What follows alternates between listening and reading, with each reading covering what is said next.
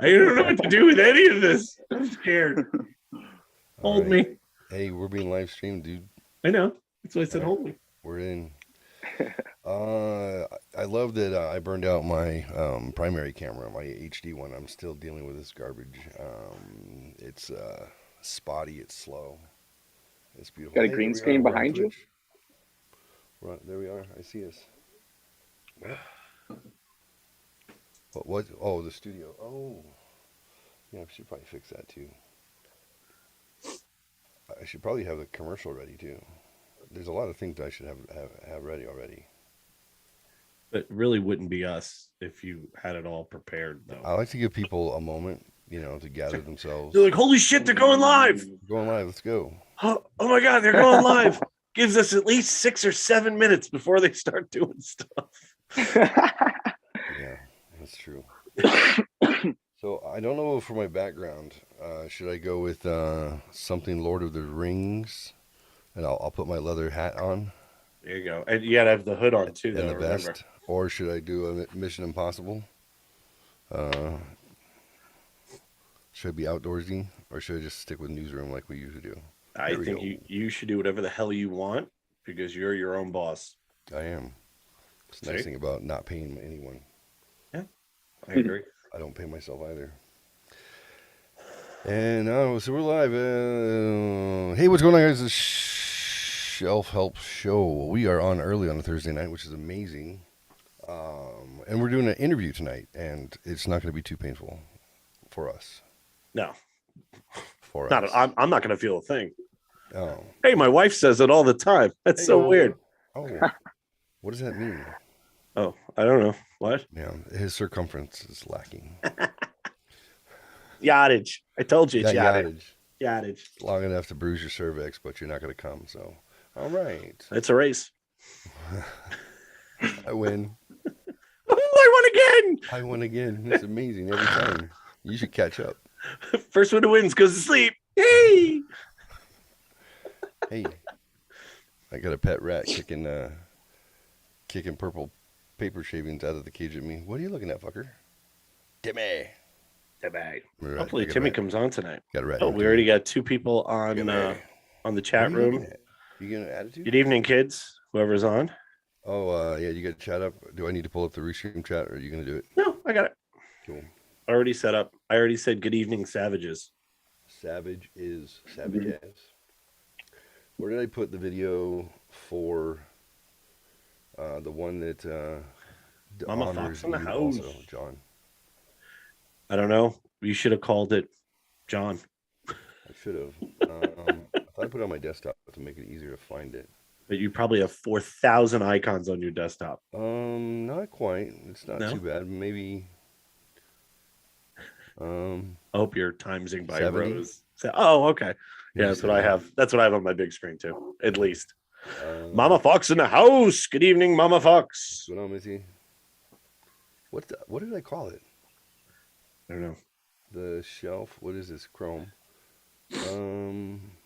I forget what I called it. Anyways, let's play one intro and then we'll play another intro. Now, Steven.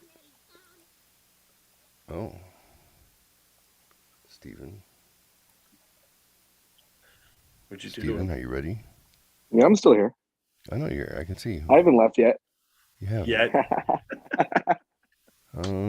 Screen 1. I'm thinking we're going to screen 1. Can you see it? Yes, sir. All right. Here's the first promo spot.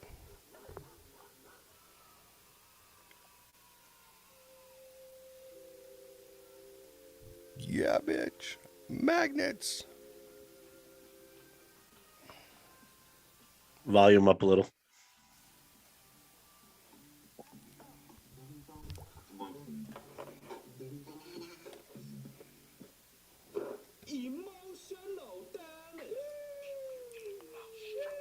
Oh, fuck Jeff Goy's mom.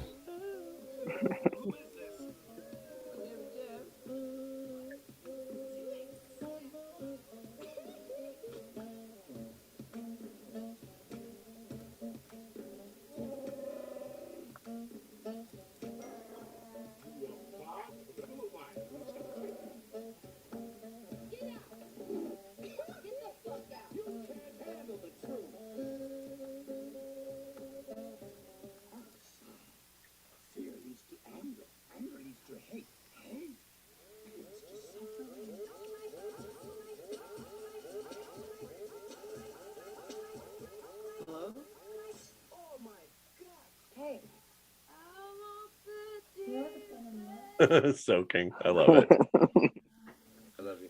And you will know my name is the Lord when I lay my vengeance upon thee. I don't know about you, but I kind of fucking dig that. I do too, but you didn't play it loud enough. The volume is way lower than what you're talking at, just so you know. Oh, motherfucker. Motherfucker. Be like that. So, could you hear any of the sounds? It was just low, though. I did tell you to turn it up already. I mean, I did, right? Maybe you could have told me in a way that I would have paid attention. Oh. Like, hey, asshole. Hey, asshole. Turn it up. Hey, cheese wheel. Turn that fucking thing up. Wow, cheese wheel. What the fuck is that? Well, it's girth. It's girth. Come on, cheese wheel. You know, not a Baby Bell. I'm not. That's not really a cheese wheel. That's a cheese nugget. You think 36 square package is bad? Well, when you're talking micrometers, I don't know. That's a small measurement. I have no idea what that equals to inches. What the fuck is a micrometer? I just made that up for your size of your dick so that people could understand. This is why America adopting the metric system did not work. Not at all, because we make up shit like $1 bazillion, stuff like that. We're kind of known for that. It's would you say I have a plethora of balloons? Sí, el jefe, a plethora. See, how much is a plethora? I don't know. You playing the other one or no? John, hey, this guy here. This is the transplanted devil. Hey, Johnny T. Hello. You guys know me, Jeffrey with a G. I'm gonna try to do something tonight, which I don't often do, and it's be quiet sometimes. I don't think that's accurate. I think you can do that pretty good. I've gotten better. Yes. Yeah. Yes. Yeah, not agree. Completely dominating. Wait a minute. I was interviewing you. So yeah, maybe that really was bad examples. No, but even when we're having discussion and debate about topics, I agree. I've learned to keep my mouth shut and my head down and let you speak your piece, and then try not to come in and try and destroy everything that you just spoke about for 10 minutes, because that's a total dick move. Well, yeah, because we have such different opinions on things. We do. Yeah, totally. Yeah. So for a couple of guys who are 4 dozen years old. 4 dozen? 4 dozen. Who've worked in sales of some sort of life for 20 plus years. Lovers of music, beautiful women, and young men named Steven. And this is a coincidence or what? I was like, hey, you want to come to my home studio? Wait a minute. What's your name? First, tell me your name. He's like, no, thank you. No, thank you, Mr. Sinatra. My name is George. Can we call you Steve? I just want to know if we can call you Steve. And will this dress fit you? You can call me. Puts the lotion on his skin. Oh, I have a poodle too. I should be holding it right now. It gets the hose again. Oh, mine died. Oh God. Oh God. I was looking back at some older shows from the last year, and I would yell at my dog and my cat, and I would say, I shouldn't yell at them. They're old. They're gonna die someday, and I'm gonna feel bad about this. I was like, oh, I didn't really feel bad. It was funny. I like yelling at them. They were like 17 and 22, like old ass animals. They were annoying. Sounds like the same age that I want to get a foreign exchange student from Sweden. That sounds the perfect age. I think so. Yeah. Yeah. I need one who wants to learn stuff. Yeah. What was your exchange student studying? Yachtage.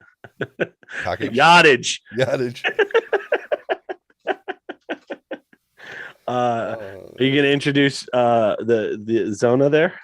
Yeah. So that's it. His name was Steven. Gosh, if you guys aren't paying attention to the shit I write, then what are you here for? Now, so I met Mr. Steven at the place of business, and we started chatting one day about what's it like to have hundreds and hundreds of hours of your naked body online to be sold all the time. And I was like, I'm not naked. Or were you talking about you? And I said, hey, OnlyFans link is in the description. maybe we should do this off grid. And then he said, actually, instead of you hitting on me because it's really inappropriate, whatever, I'm not your boss. Oh Lord. Now he said he'd be willing to come on and talk about some things. So a little bit of background if you didn't read the show notes. Stephen was raised in a Calvinist Christian home. If you guys know what that is, good for you. If you don't, we'll dive into that for you a little bit. And high level, they're very traditional. One of the first Protestant reformers, Martin Luther and John Calvin, was that his name? Yeah. They both kind of split off from the Catholic Church at the same time. They went their ways, and so you have one of the oldest established Protestant religions, and it tends to be pretty strict. So the things we were talking about at work were kind of around that. Where are you now in life? What do you want to do? Are you rejecting your past completely? How do you feel about it? And then I said, I like to eat Christians for breakfast. Would you like to come do this on the show? That's not true. That's 100% not true. No, he likes to suck them off, though. That's true. That's that part is true. Yeah. That's because Steve's like, yeah, I can tell you from experience. I have free will in my religion, okay, and I also have grace and forgiveness. I just gotta be What's your sorry, religion God, again, I'm gonna try harder Jeff? next time. Yeah, what's your religion again, Jeffrey? Sinatraism? The Church of the Subgenius. Oh. So There's it's funny. There's actually an established church called that. It's like the Church of the Subgenius, I think. Yeah. I'm ordained through Universal Life Church. I've done 5 weddings and 3 funerals. In a You don't have to be partridge. ordained to do a funeral. They just someone pick me. They're like, "Hey, he's dead. You do it." I'm like, "What? You've done weddings?" I'm like, "It's not the same. This is dead." Yeah, this is a happy moment. Yeah. Oh, We're gonna do wait. shots. We're gonna step on a dove. I mean, if I'm gonna do it, I'm gonna do it my Well, that's way. when they cry. When doves cry. Oh, that was stupid. Sorry, Stephen. That's from a From an song ancient form of music. in the 1980s, which is Yep, totally flew by me. Like, Which not is unlike that dead dove. there was a musical artist. His name was Prince. Okay. Prince. He made a lot of music, and "When Doves Cry" was one of his songs. Have you heard of Prince? Bird of Prince. Oh, okay. Do you know his real name? No. Prince. Prince Rogers Nelson. That was his name, actually. Yeah. There you go. Little known fact. It's not even 80s Day. It's not even Atomic Dork Squad Sunday. I'm throwing out some 80s shit for you guys. All right. So, yeah.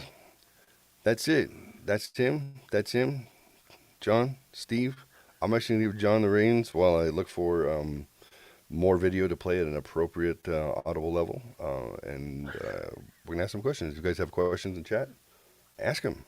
Yes, please do. And you know, guys, I definitely pay attention to that. So I'll wait till there's a break in the clouds, and then I'll definitely ask one of your questions. Cool. So the first thing I want to ask, and thank you, Stephen, first of all, for coming on. That's really awesome that you're going to do this. I really found that our shows like this have been really, really cool. I mean, we're retarded. You know, we both have the sense of humor. I am too. Okay. So it's good. It'll be three 14-year-olds, except you're much closer to 14 than we are. But we do talk about some pretty serious topics. 14-year-old. You did what to a 14-year-old? Nothing.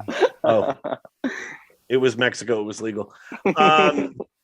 But yeah, we talk about some pretty serious subjects. And when he had talked about what your upbringing was, and again, he gave me that 10,000 foot view, and then kind of the questions you have right now, which I think everybody has in life, right? But so I'm gonna start this off with just saying that it's funny he mentioned your religion. Well, I'm Lutheran. So they kind of started around the same time. So it's very interesting. So, and you're Lutheran too, right?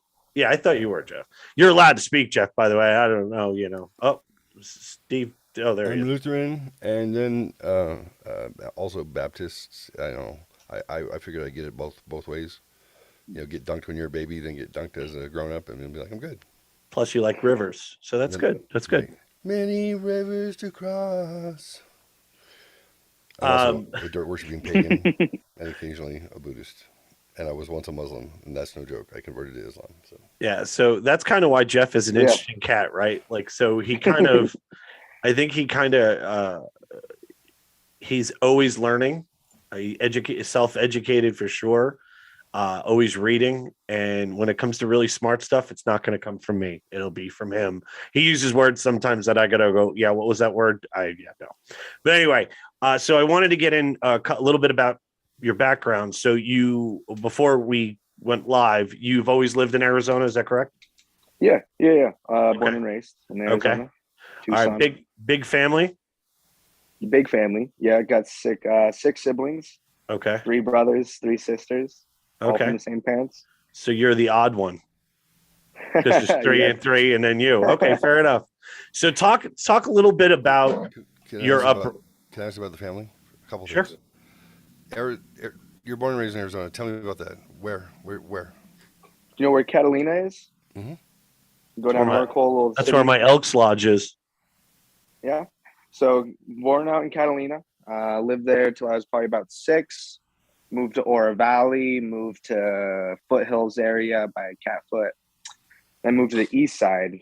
Went to high school east side, and then now I live over on the west side. So been all over Tucson. Do you live by yourself? Yep. That's why you're on the west side. So if you don't know the terrain in Arizona, in the Tucson area, Pima County area, I live on the east side, by the way.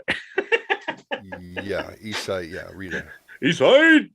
So the areas that he spoke of, he says Catalina, and then Oro Valley, and then what was after that? East side. And then east side. Foothills. Foothills, Oh, there I go. didn't hear And him then say Foothills. Okay. So it's kind of like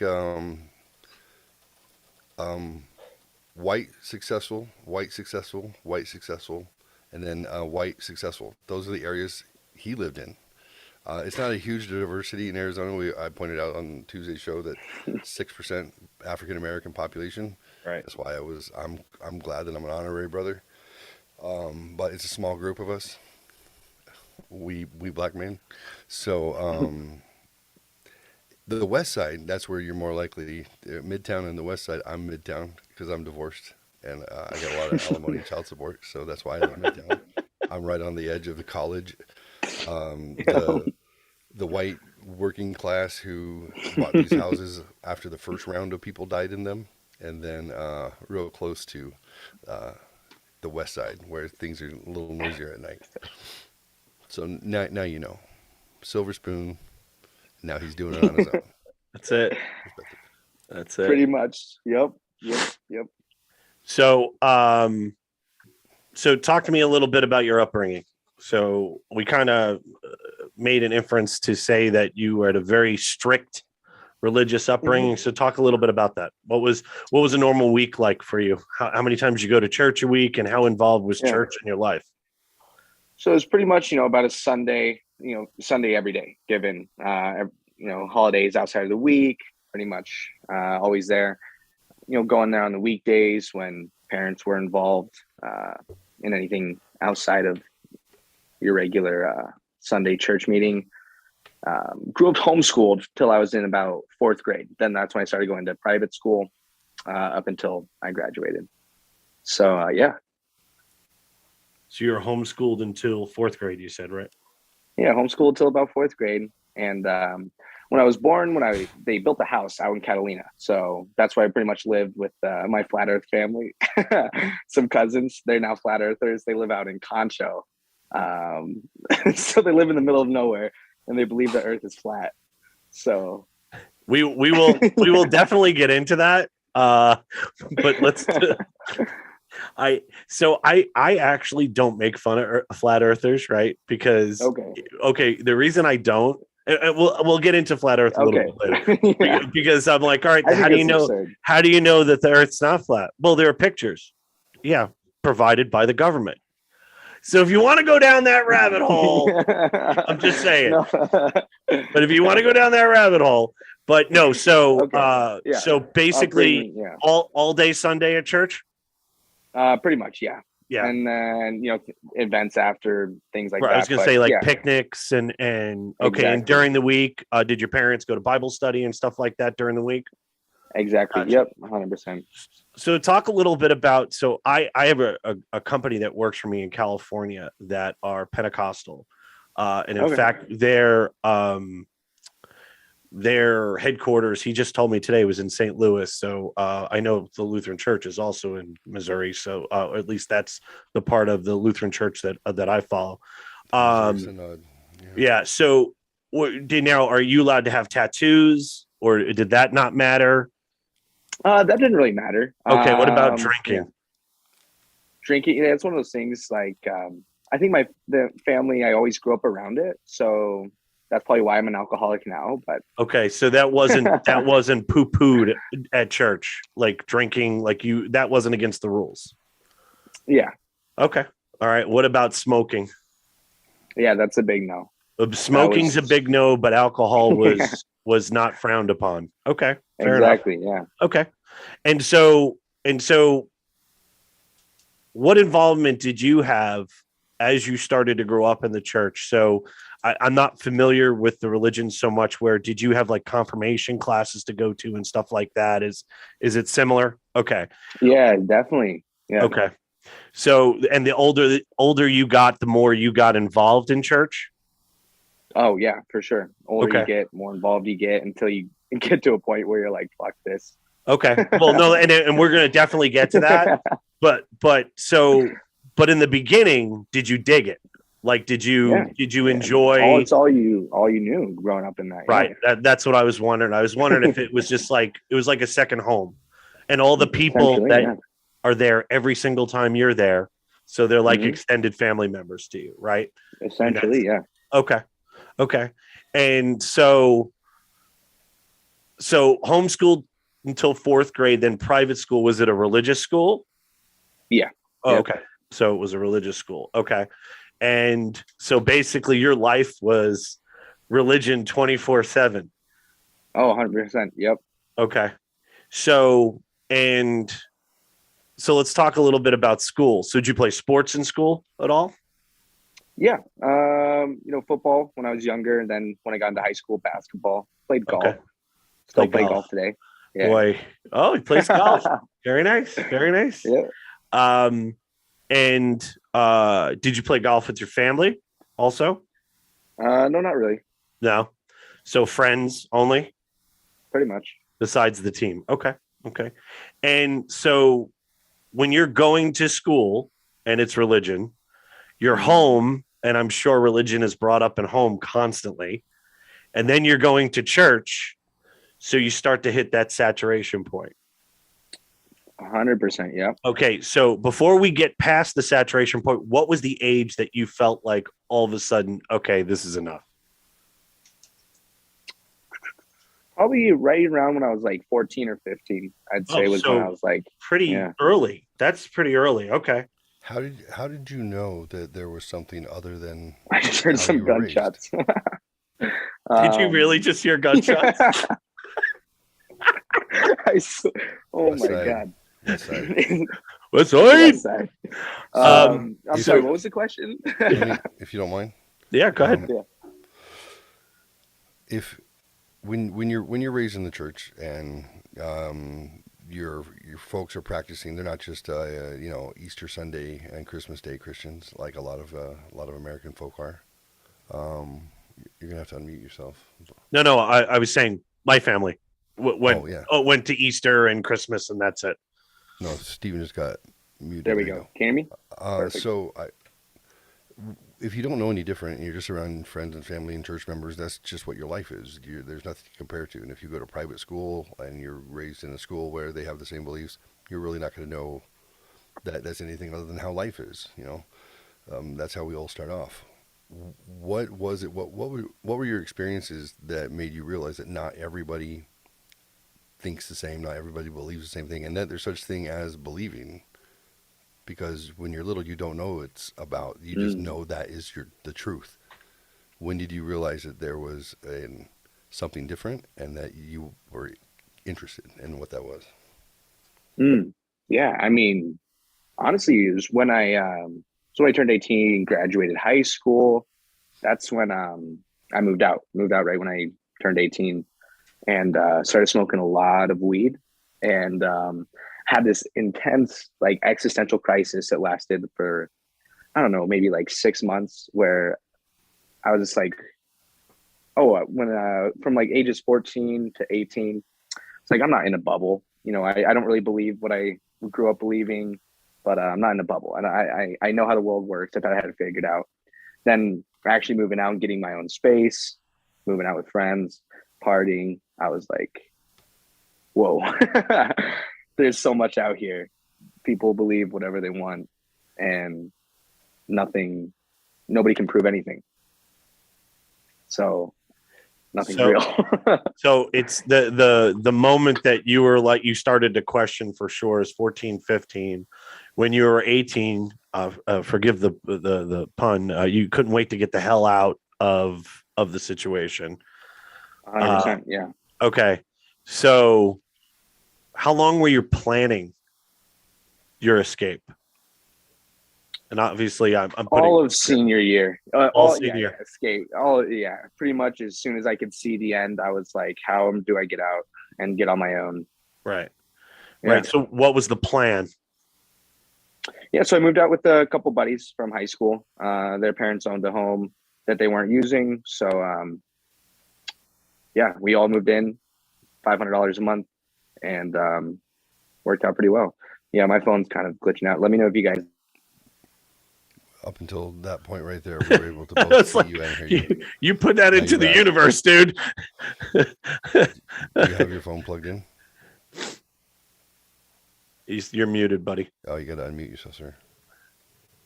Let's see, I'll click the button, invite you to unmute. There you go. Do you ever get the ghost on your iPhone? So I dropped it the other day, and it's just been screens half cracked, giving me a lot of issues. But it's not a happy phone, huh? No, not by any means. So you were planning it all senior year, basically. So in your head, were you like, did you already know what you're going to do for a job? I worked up on Mount Lemon for a little while. I was like, bam, got income, got a place to live. That's all I need. Right. So, okay. So from 14 to 18, then what was life like? If you knew you were going to get out, so how did that start to put a strain? We got him, lost him, got him, and just unmute again, buddy. I got him. Okay, and so there we go. Did that start to put a strain on your relationship with your parents from 14 to 18? Oh yeah, definitely. You can still hear me? Perfect. Yep. Definitely put a strain on there. It was just that point of like, okay, I know all the answers to give. I grew up I grew up in it. If they asked me, hey, how did you get saved? What do you believe? I knew exactly what to answer. So like, I was just like, okay, I'm going through the motions. I know what to say to them. So they're like, wow, okay, nice. Okay. So you basically put on an act for like 3 or 4 years. Yes, so definitely. That way there would be no resistance, or like they wouldn't have an idea that you were getting out of Dodge. Exactly. Yeah. Just like, yeah. Okay. Definitely. All right. That's interesting. Okay. So, and you had made a great comment going through the motions. So even at 14, 15, 16, 17, you totally didn't believe. You just said, this is just because what they programmed me. And I don't want to put words in your mouth. So that's why. Yeah. So you didn't. That's a good way to put it, though. Yeah. Okay. So you basically you had said going through the motions, and I think I can only speak from my experience. And again, my life wasn't like that. I went to church more than my parents did. In fact, my situation was completely different. And if I didn't go to church as much as I did, I think I would have turned out a lot differently. So. For everybody's different, right? So I wasn't raised. My parents would drop me off at church. They would go home, and then, hey, is there youth group afterwards? Okay, we'll pick you up a couple hours afterwards. Or, hey, is there youth group? No, we'll pick you up in an hour. They would actually leave. They wouldn't come in. They wouldn't go. And so it was a totally different. It was me. I wanted to go. So the only part that I went through the motions was just to get confirmed, memorizing all the stuff to get confirmed. I couldn't wait to. I wanted to sit at the adult table at church. I didn't want to feel like I was a kid going through. I hated confirmation. I wanted to belong, but again, different lifestyle, right? My parents, they didn't live the church, and I did. I volunteered. I did it, but it also wasn't. I wasn't in a pressure cooker, right? It wasn't surrounding me on all sides, and constantly all I knew was, in fact, I'd be like, "Oh, it's Sunday, time to go to church." Like I was actually excited about it, so it's different. But so for that long of a time, your identity. So you're putting on a charade for 3 or 4 years, or maybe even 5 Pretty years. much. What did that do to your head? Like, what were you? Yeah. So talk to me about that. Like, to be faking it so much for so long, so going through the motions, and you just knew, because I'm getting out of here. Mm-hmm. Because let me ask you this: if you would have rebelled while still at home, how would your life have been? Ooh, yeah. I got away with a decent amount. Okay. Worst thing that I got caught doing was egging somebody's house, me and my friends in high school. You freaking And rebel. that was the worst thing. And we had to pay to one of my neighbors. that was the worst thing I got caught doing. And just real quick, honestly, Mama Fox, I'm going to ask that question when we get there, so don't think I forgot about you. So she's got a question, and it'll flow a little bit after this. So but go falling ahead. back to your original question, what was it? It basically, what was it doing to your brain?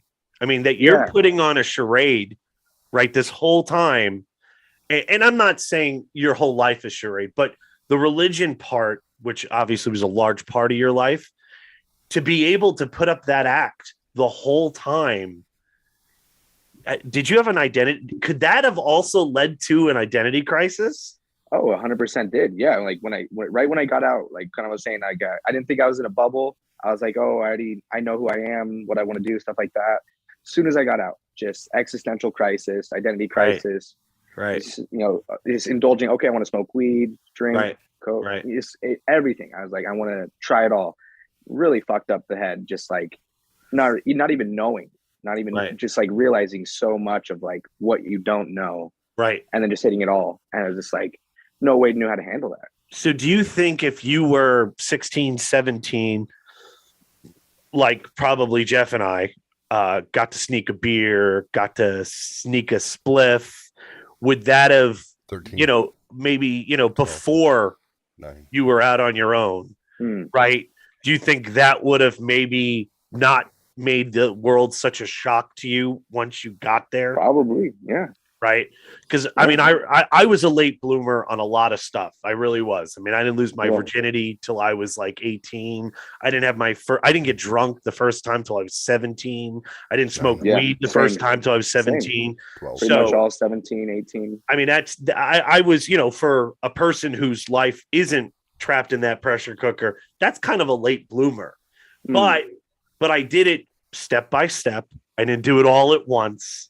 I mean, it probably happened over one summer, I'm sure, but I was able to, I don't know, I kind of eased into it because, again, let's say I got shit-faced. The next day I woke up, mom and dad are at my house. So I have a safety net underneath me. So you went on the tightrope, man, with no safety net and then hit it hard, right? I mean, that's pretty much, that's why you grew up in a day, basically. that's crazy. Yeah, pretty much from like ages 18. I mean, I'm only 21 right now, so I'm still learning tons. So absolutely, we're 4 dozen, and we learn every day. And if you don't learn every day, So you kind of went 0 to 60 like right away. No, 100%. Okay, and you said that you moved out with friends, right? So you guys are still a tight-knit group, the friends that you moved out with? Okay. Yeah, we still go golfing. Oh, okay. And No drinking. Hey, when you get a second, good. I want to go backwards a little bit before we go forwards a little bit, if you don't mind. Is that good, John? Yeah, Steven? yeah. Okay. I want to go back to Calvinism a little bit. Mm. I think it's important that we paint more of a picture of what the belief system is like, how it works compared to, let's say, other less orthodox Christian Protestant faiths. It's a little bit different. So I'm going to read a little bit off of, this website. It says the Calvinism. There we go. I'm gonna give a little bit of background, and then I'm gonna ask you some stuff if you can kind of talk to it. Like, what did that mean to you, and then what did it mean when you got? Yeah. So, a Protestant Christian theological system constructed by religious reformer John Calvin. It was Jean, Jean, but John afterwards, 1509 to 4, and made more stringent and narrower in focus by his successors. Doesn't that always happen when it comes to religion? It's considered to have been widely influential across America. So he was educated in law. Who cares? All right. In 1536, 2 years after leaving the Roman Catholic Church, he was influenced by the Lutheran Reformation and the Anglican theology, which was a Church of England, and made up his own mess. System Calvinism presents a comprehensive view of how human life should be properly ordered personally, socially, ecclesiastically, and politically according to the sovereign will of God. So that part just right there, this is every aspect of your existence. So it should be properly, personally, socially, ecclesiastically, politically, according to the sovereign will of God. That sovereign means he's in control, nobody else. Among the important elements of Calvinism are the following: the authority and sufficiency of Scripture for one to know God and one's duties and one's neighbor. The equal authority of both the Old and New Testaments. Those are often in conflict with each other, aren't they? The true interpretation of which is assured by the internal testimony of the Holy Spirit, the doctrines of God as triune, and as creator and sustainer of all things, of Christ the mediator, whose atonement for sin satisfies the divine justice, and for justification by faith, issuing in an ethic that aims to transform every aspect of life. So when you hear legalists, there are Protestant religions that are legalists, meaning there are rules, there are laws that are established within that that tell you how to live, how to think, what to do, how it all works. Where some are not legalists, Southern Baptist is legalist, very strict, don't drink, don't dance. So any of those that have very specific rules on how you conduct yourself always, and they eliminate the idea of free will. That's legalist, and it tends to be, I don't know. It tends to be what? Tell me about that part, Stephen. Growing up like that. Yeah. So I think a lot of my experience, right? A lot of it used as manipulation. Get your kids to do what they want to do. I was able to dance. People. It wasn't like so crazy like that. Like parties, people would have drinks, enjoyed stuff like that for the most part. But yeah, you're kind of just being manipulated. The whole thing of like predestination of the sovereign God, right? Like if, hey, you're feeling bad, you need to go read the Bible. And if you don't get anything out of it, you're doing it wrong and you need to keep doing it. Your answer is in the Bible for any question you have. And if you can't find it, you're doing it wrong. And being a kid, being like, I don't know how to process these emotions. I'm not getting anything out of this book. I'm doing it wrong. I'm doing it wrong. And you just like, it goes all back on you. And I think it fosters a lot of like self-hatred and self-doubt to where like they can come in and say, hey, like until you can give you the answer. And I don't know. I think that's some form of manipulation, but yeah. Yeah, I would agree. I mean, in any group, any community of people, there's going to be indoctrination. There's going to be manipulation. There's going to be whatever it might be. I always, personally, I would like to assume that the people who are part of this religion, part of this is their thing, that their intent is good. You know, they're Would taught agree. that this is the way to think and this is the way to do, so they honor that tradition and they keep it going. And this is why religions have been successful for thousands of years. It's for that reason. I assume that they go into it with the best of intent, and if that's how they were raised and their family was raised, and they believe it, then they're going to do it, and not necessarily see that there might be additional damage or maybe struggles that are created, especially when you have a what is it, 5,000 or 500, 600 year old faith that hasn't changed much since the Quaker days, guys. This is since the Mayflower. That's a long time ago, and if there's not any, they don't allow for adjustments. Then how do you feel in a modern world in a very old, religion? So, Steve, let me ask you a quick question. So, Yeah. one of the things you said, which, like I said, I write down whenever you're talking, I'm writing stuff down: self-doubt and self-hatred. So, Yeah. like Jeff said, I think the message is probably correct. The delivery is what needs to be worked on, right? So, again, my religion was much different than yours, where it wasn't, hey, you got to read the Bible. If you can't figure it out, you're doing something wrong. Instead of somebody actually sitting down and talking to you about the doubts that you have, the reason that you have the self-doubt, the reason you have self-hatred. Do you think that would have changed your quick exodus out of the church if it was more of a hands-on, more of a caring, more of a, hey, I understand that there are questions. I understand that you're a kid. You're supposed to question things. I think that's a sign of intelligence. And Definitely. And do you think that would have maybe not made the exodus so quick if it was more of a, again, the delivery was different?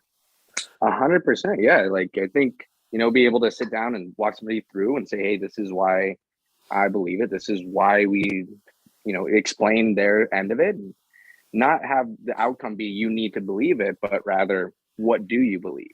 Right. After seeing. Yeah. And I think all religion, right, when you drill it down, it does come, you have to believe, right? You can't prove pretty much anything, right? There'll be people that can argue certain things, but you really can't. So it does come down to belief, but it should be explained to you in a, I don't know. Yeah. I was more of a, I am not a fire and brimstone kind of fella. That's not how you get my attention. You get my attention by understanding and caring. So, and again, it's not about me, but I want to tell you something funny. I used to go to church in a heavy metal shirt. Megadeth is the band, right? I'm a big metal guy. And I would show up to church. My buddy would always be in his Van Halen shirt. We'd look like the modern day Beavis and Butthead, right? So we would show up to church in a Megadeth shirt, Van Halen, and a jean jacket. And when we would walk into church, our pastor would shake our hand and go, "Hey guys, thanks for coming in today."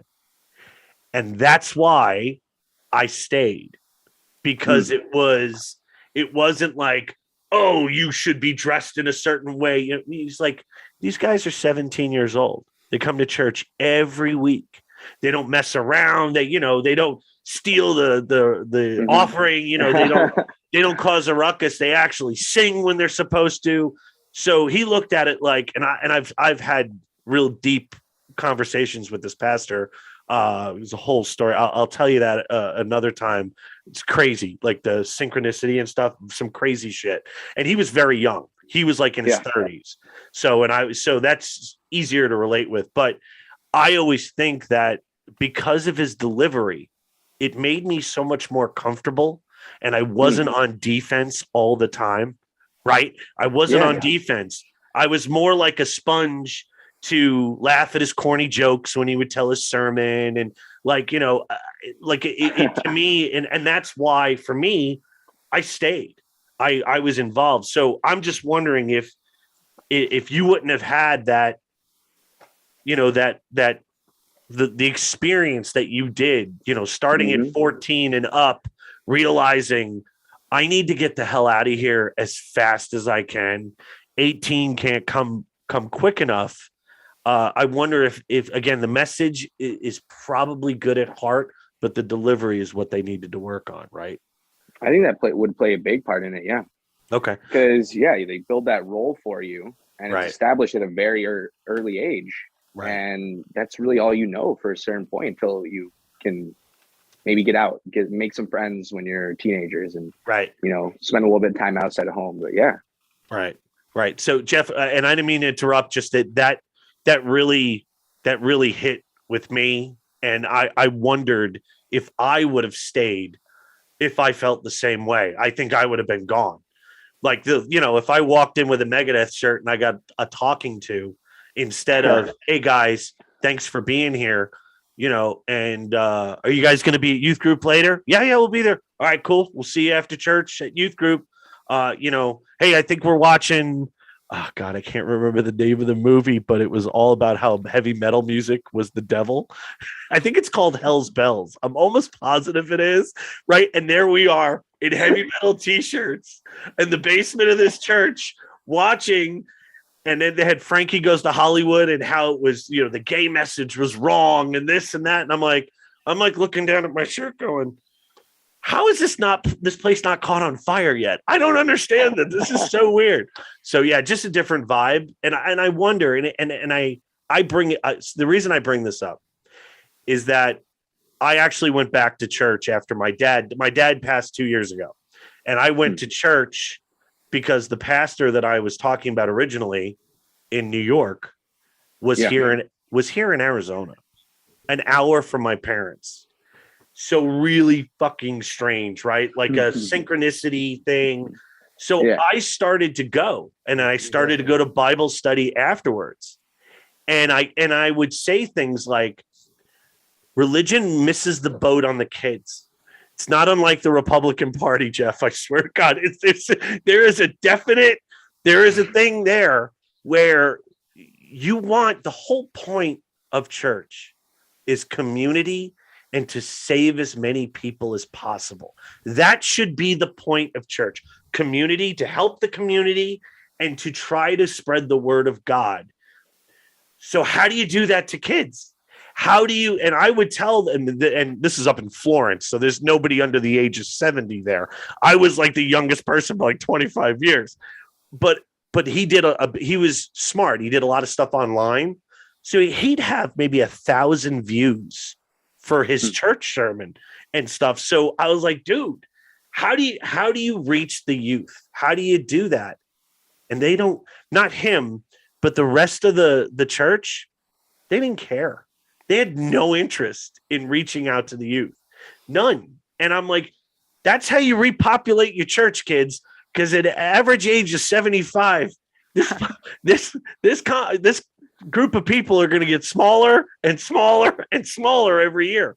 But so we talked about maybe if it was a little bit more lovey-dovey, and not to be cheesy, but I'm being honest, because I believe that's what God should be. Tolerant. And that's what I believe religion should be, right? Tolerant, accepting. Yeah, absolutely. Yeah. I hate that word, inclusive. Let's go inclusive. I want to include everyone. I am not at a point where I think I should be tolerant to anyone. I don't have that kind of power. I want to be inclusive. So Jeff, did you want to keep going on the background of the church? A little bit, yeah. Yeah, go ahead. So there's a difference that I notice between like Calvinism and Lutheranism, which you are baptized when you are a baby, right? Did they do the same thing? Was I? No. No, that you there was you're a not baptized choice when you're young. when do you do your profession of faith in Calvinism? Are you just born into it and you have it, or do your parents do something? Like what's the step?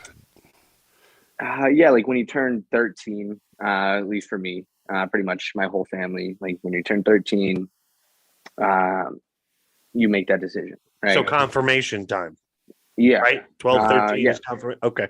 Yeah. 12, 13. Exactly. Okay. So you went through catechism. Yeah. A catechism, right? You Yeah. memorize a prayer. You God, I memorize a hated that. creed and such as that. Is that right?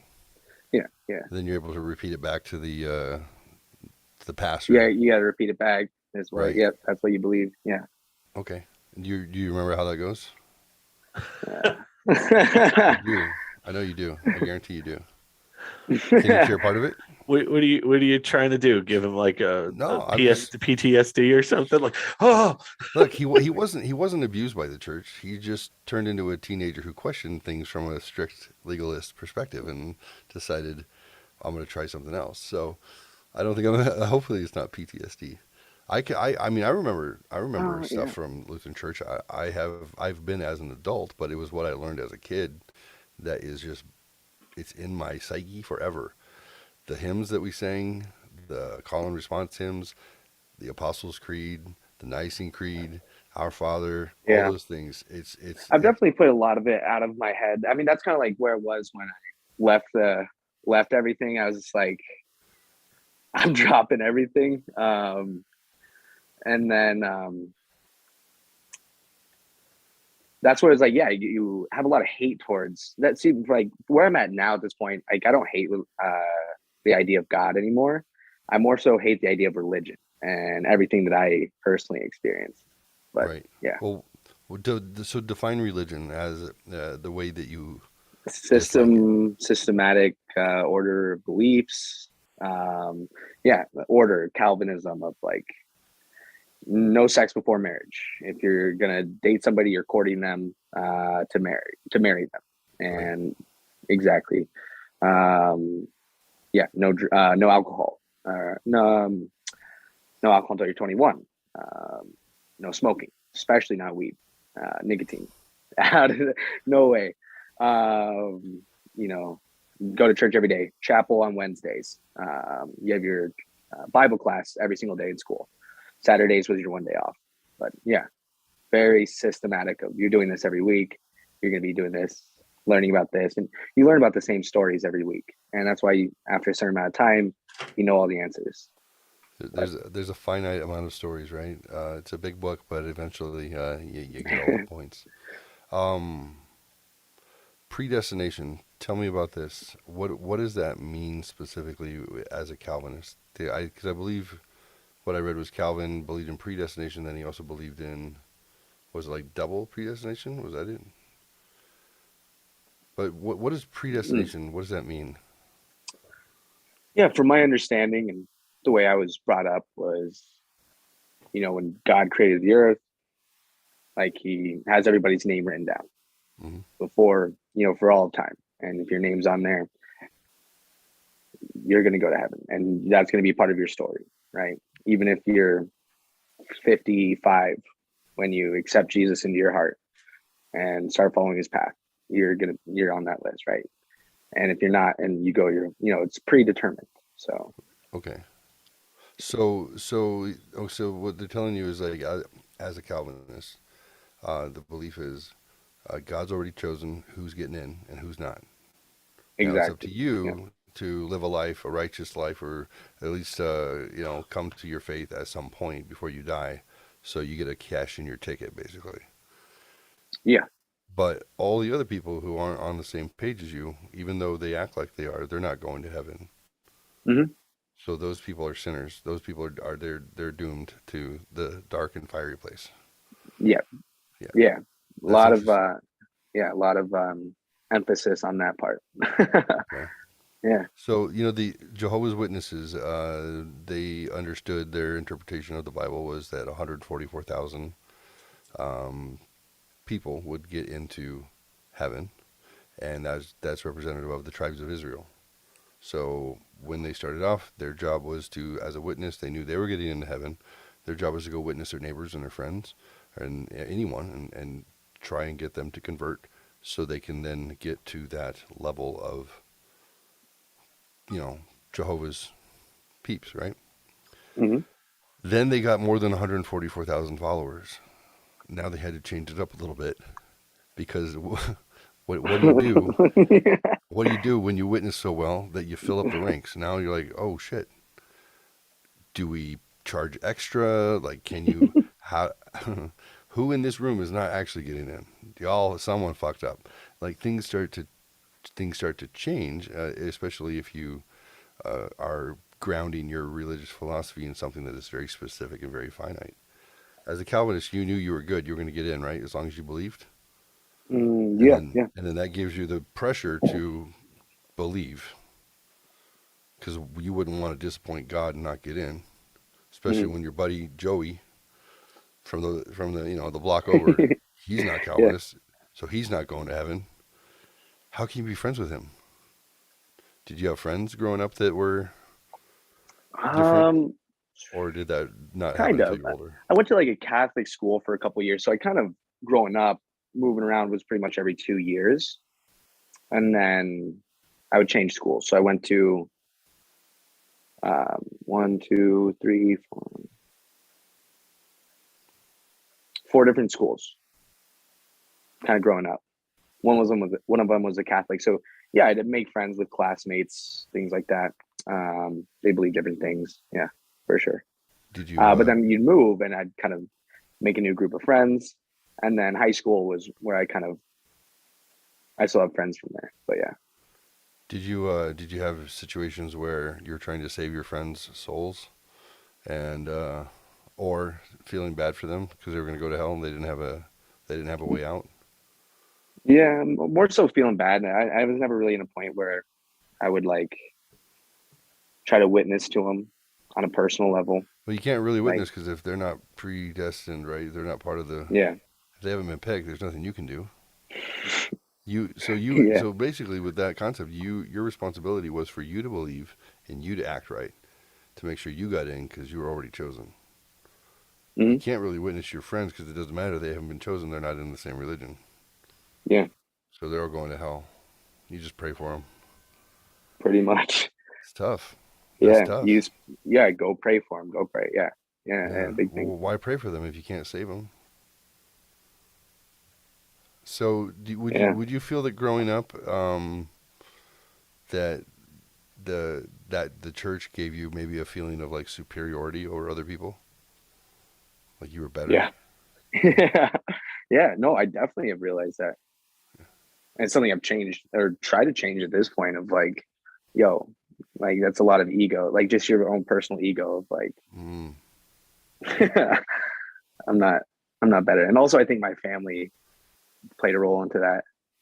To And just humbling you or the for whole, you having an ego? oh no, the opposite, just building your ego of like, Tell me about that. this is what we believe. Everybody else is sinners. You're not Interesting. hanging out with them. They offer you that pill. You're disowning them. You're never going to talk to them again Right. because you hold yourself higher. You have these standards. You're not going to even, fear of man was a big thing. Like that phrase of like, you're not going to succumb to the fear of man and peer pressure, all that. Yeah. All that stuff. Like you're better than that because of what you believe, because you were in a sense chosen. Yeah. Is there anything wrong if you think as a parent? Is there anything wrong with saying you're better than the peer pressure? You are stronger than the influence that other people have because you have faith. You should expect more from yourself because God expects more from you. We expect more from you. Like, what's the Yeah. difference as a parent between it feeling like a weapon or it feeling like a tool? Mm. Well, I've never really experienced the other side of it. Um, So imagine you had little kids. Imagine right now you had a 3-year-old and a 4-year-old or whatever. yeah. That's when I started talking to my kids about crap like that. Let's talk about peer pressure. Let's talk about it. What would you do different with your children? Um, and let's say without taking away the complete security blanket of you're not alone in this world, how would you take what you were raised with, what you understand now, and what would be your message for your own children? Well, yeah, definitely. I think it's the moral of the story is a pretty good one. Don't just do something because everybody else is doing it. Peer pressure, don't. Right. But yeah, I think I would want to, of course, push my own beliefs on them and explain to them what I think is right and wrong. I think there may be a set of right versus wrong, and this is right, this is not wrong. And I think that's important. Being if you're a parent to have your explain that to your kids, teach that to your kids. But at a certain point, let them choose what they want to choose. Right. So again, Keep it more open. delivery would have been a huge thing. I think, yeah. Interesting. How do you let your children choose if you They're are 3. given the responsibility to try and help them survive into adulthood? You Yeah. can't be there all the time, and it's really an unsettling feeling. You want to make sure they survive when they're away from you and that they come back to you intact, knowing that you have a Make them limited amount of headstrong. time. Yeah. I would love to figure it out. How do you let them figure it I out don't on know. their own when they're children? Well, yeah, you have to, teach them. I mean, if you let them figure out language on their own, that could be challenging if you never talk to them. Yeah, you have to teach them a certain amount. No, Learn how to ride a bike on their own, or do we teach them? We give them training wheels. Exactly. Yeah, you have to teach them. If they know nothing, then they're just gonna consume the first thing that comes into their life. Yeah. You want the neighbor John teaching your kid how to ride a bike, or do you want to teach him how to ride a bike? If I had a kid, I'd probably teach them how to ride a bike. Yeah. Why? What's wrong with the neighbor John? Neighbor John was cool. Here's the thing. I'm only challenging you on that just because I went through the same thing you did. I got to my teenage years, and I of course, like most human beings, we question what's real around us and what may not be real. And then I became agnostic, and then I became probably atheist for a while, and then I tried on every religion to see how it felt. After I had given up having any, I didn't like having any. After a while, I went for a while with 0, and I was good with 0. And then I had a moment where I was like, ooh, it's a big universe. That's a big world out here. Ooh, suddenly I feel, okay, maybe something. Maybe there's something. But I think naturally as teenagers, it's part of your growth is that you're going to question, what you were raised with a lot of the times.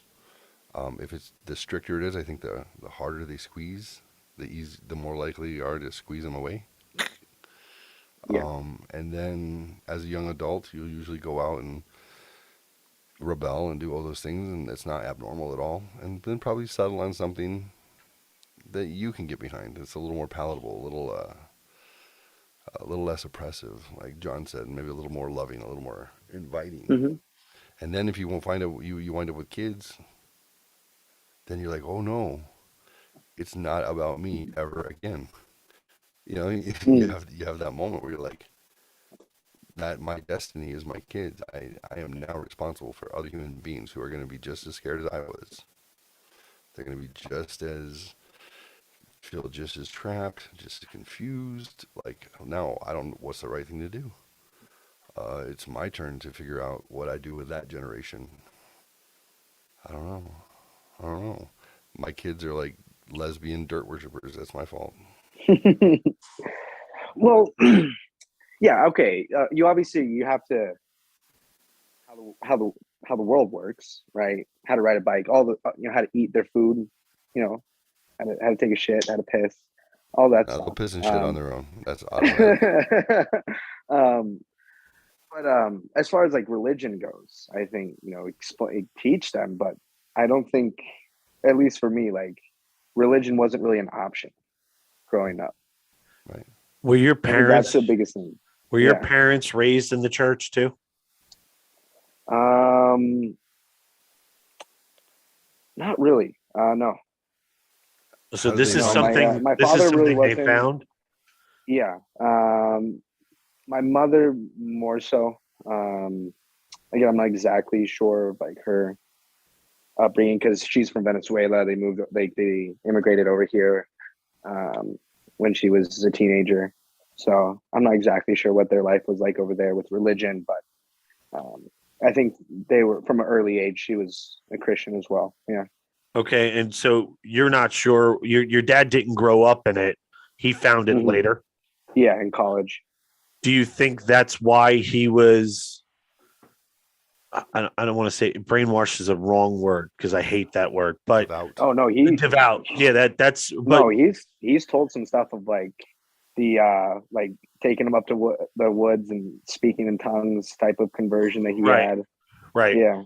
So do you think that's why he raised you so hardcore? 100. Yeah. Oh, 100. Yeah. He's even admitted that now. Like they've kind of calmed down a little bit. Most definitely. Like that's why there's seven of us. They didn't believe in condoms, right? Like Right. that was abortion. Well, they exist. I No, just but don't know like how they to didn't use believe them. in using that. They didn't believe in using that or any contraception was abortion. Right. They're three miscarriages after me, and I'm the youngest. So definitely, like they've even admitted some of that as well. Like when they first got into religion, especially my father was like way more legalistic than where they would be at this point in their life. So this brings up a great point time to ask Mama Fox's question because we can go back to other stuff as well. Are you close with your family right now or no?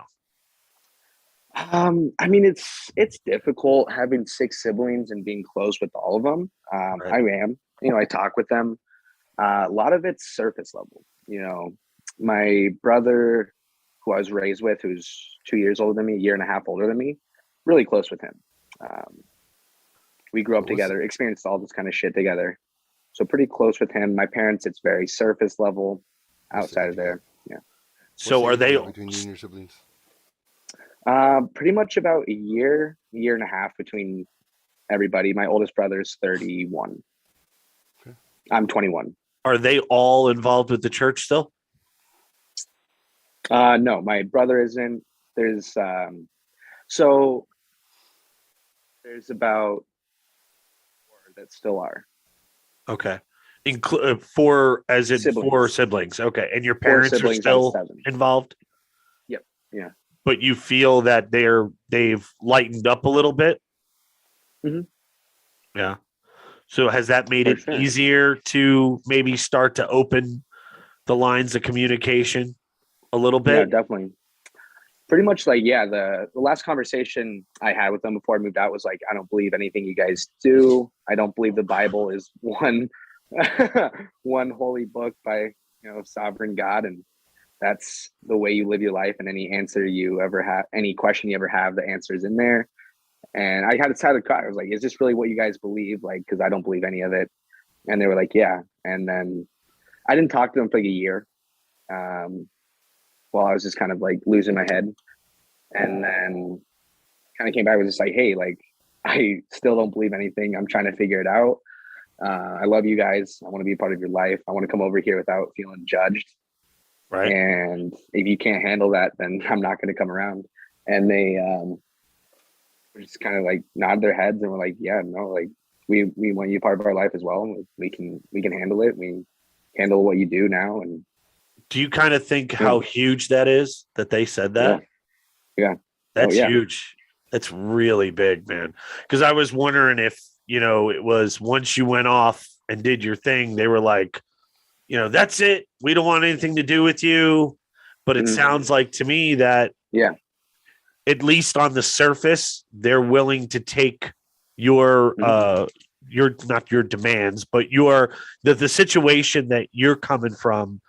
And at least they're accepting to talk to you and things like that. And that's good. Yeah. I mean, that's I got to tell you right now, whatever discussion we come up with next, whatever, that's an awesome silver lining to all of it. Right. Yeah. I mean, it really is.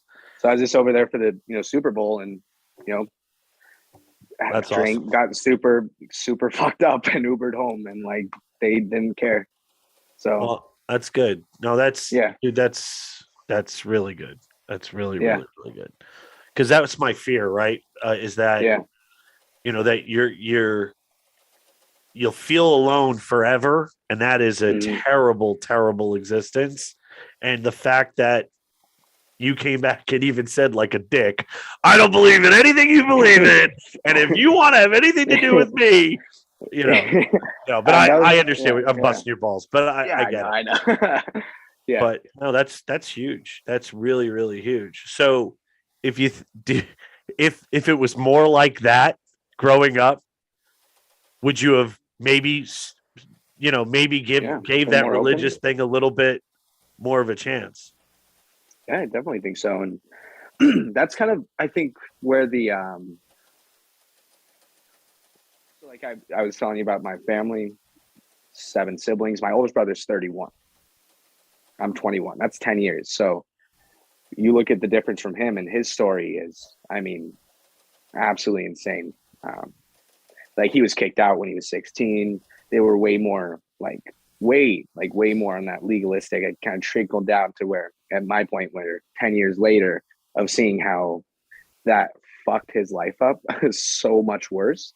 Right. And then, my sisters and then my brother before me, and then like down to me of like, okay, hey, maybe some of this shit doesn't work. Right. maybe this fucks kids up. I think I maybe got it, a little easier than some of the siblings before me. So talk about where you're at right now. So with religion, what I believe in general. So Yeah. religion is He's on the one of west the side. things. yeah. So go ahead with religion. Yeah, I don't know what I believe. I believe there's could be a God. For a long time, it was like, fuck God. There's nothing out there. I don't exist. I don't even know if I'm real. I still kind of think that stuff sometimes. Matrix kind of stuff. Right. Matrix, kind of like maybe simulation. Trying to figure out, hey, why are we here? Like, what's my purpose? And kind of into the whole philosophy of, what was it, Friedrich or somebody of, I don't know, like the Superman, Uberman or something like that, of just like, you create your own purpose. You find your purpose and you create it, and that's your purpose. And you live that till you die, and that's where you find peace. I think is a part of that. So, I think kind of that's where I've been able to find peace, and just why am I here? Right. And yeah, definitely, I'm constantly thinking about it. I want to believe. I'm predispositioned to think that there's a God, I think. So I don't know. My philosophy is always stop thinking so big. Stop thinking about the ultimate answer, and listen to your heart and your head when it comes to daily. Like it goes for everything in life, right? You have to you have to drill down, because if you start off big, there's nowhere to go. You're there. You don't have the answer. Okay, it's fine. But when things in your life, certain circumstances, you listen to your heart and you listen in your head. And those are the most important things, because that affects your daily life. And I think it also opens you up to maybe, hey, you know what? The world doesn't suck that bad, right? Hey, you know what? Maybe those guys at the church, they were a little Nazi-ish. They were a little Nazi-ish, but I understand what they were trying to do. Maybe again, and it always makes me laugh whenever I see the commercial for like the cool church or whatever, right? I sit there and go, okay, I get it that we don't want to grow up like you did with religion, but the cool church, I'm like, every time you say that, I chuckle. Like there's got to be an in-between, right? There's got to be, hey, we're taking this shit seriously because it is your soul that we're looking to save, not sell. Sorry, too late, done that. Of the contract.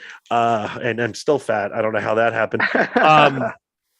But there's got to be that in-between place, right? Where for serious people, to be able to ask questions, to be able to question things, I don't mean on a complete spiritual level, but individual individual things or feelings that you have on a daily basis. The idea of the community, right? Kind of what you're going back to earlier. Huge.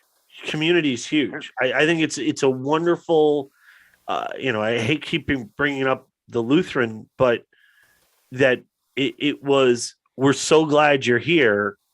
Mm. It's cool that you're here. We want to hear what you have to say. Now, if you go way too off on the left-hand side there, we're going to say, hey, this is what we believe.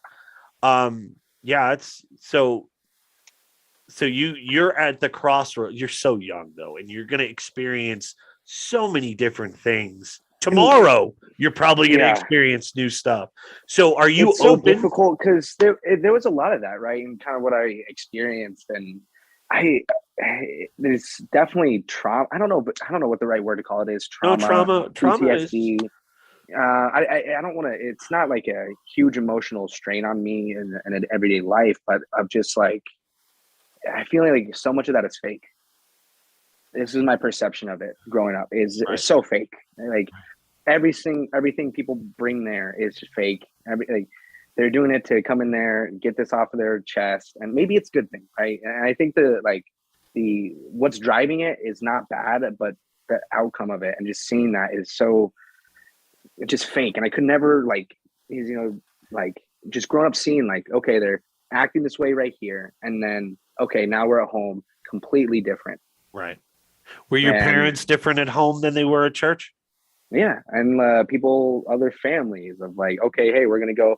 Now we did all this stuff. We repented of all our sins. We sang our songs. We got all these feelings out. We feel good about ourselves. Now we're gonna go sin all again. Now we're gonna do all the same shit.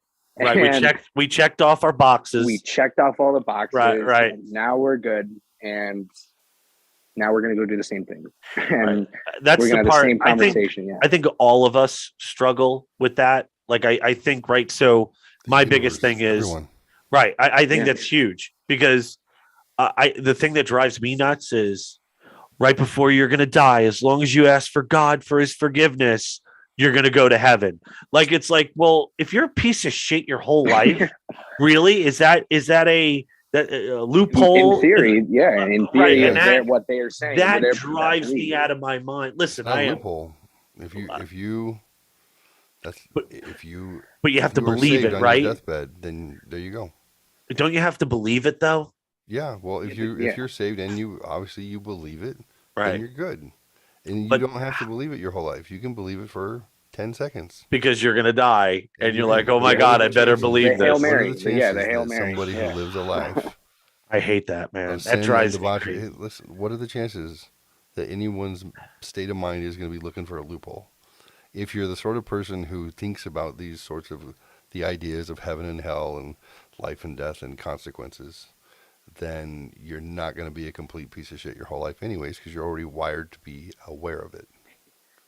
Somewhat decent human person, yeah.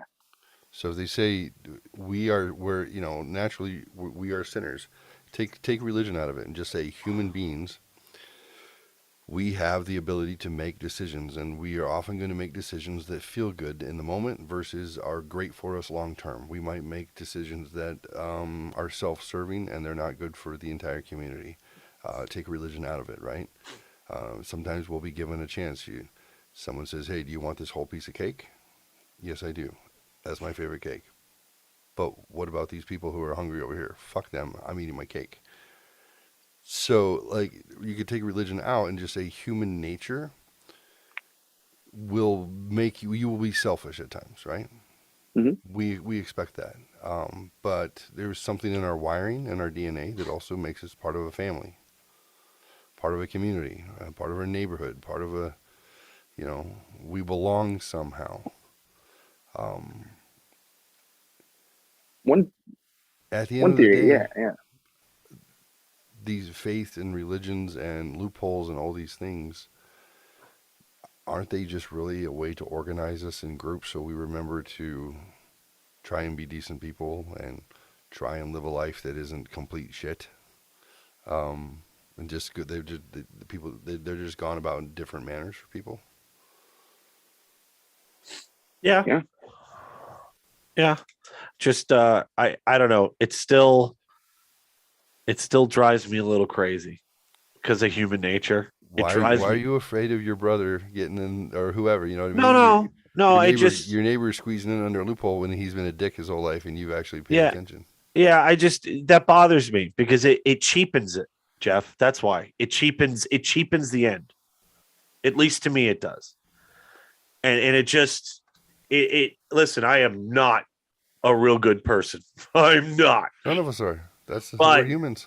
but at least I have a conscience, and I think about I don't know. I think about what is good and what is not good. I don't know. Oh, by the way, just to throw a monkey wrench in this, it is the Juggalo weekend in Tucson, Arizona. The Juggalo. Insane I Clown thought that died in Posse. the 70s. Hey, shut up. Insane Clown Posse is going to be at the Rialto 2 nights What? this weekend. I just want to bring that up. Are all 50 of their fans going to go?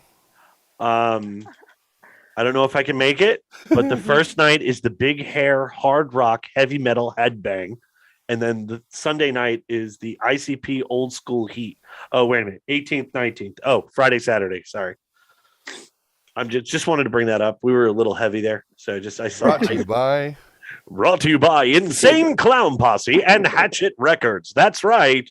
Chop, chop, chop. Segways are for mall cops and Children. I I am a juggalo, so just throw that out am there. not surprised. Yeah. And I'm not You like judging. the Fago? No, I hate Fago. And when they spray it in the crowd, it is so freaking sticky and gross. I hate it. I What hate I'm a it. fan of the kind candy. It's the soda that's out of Michigan, right? That's where it's made. You can't get that down here. Yeah. I have Smoke not shops. seen.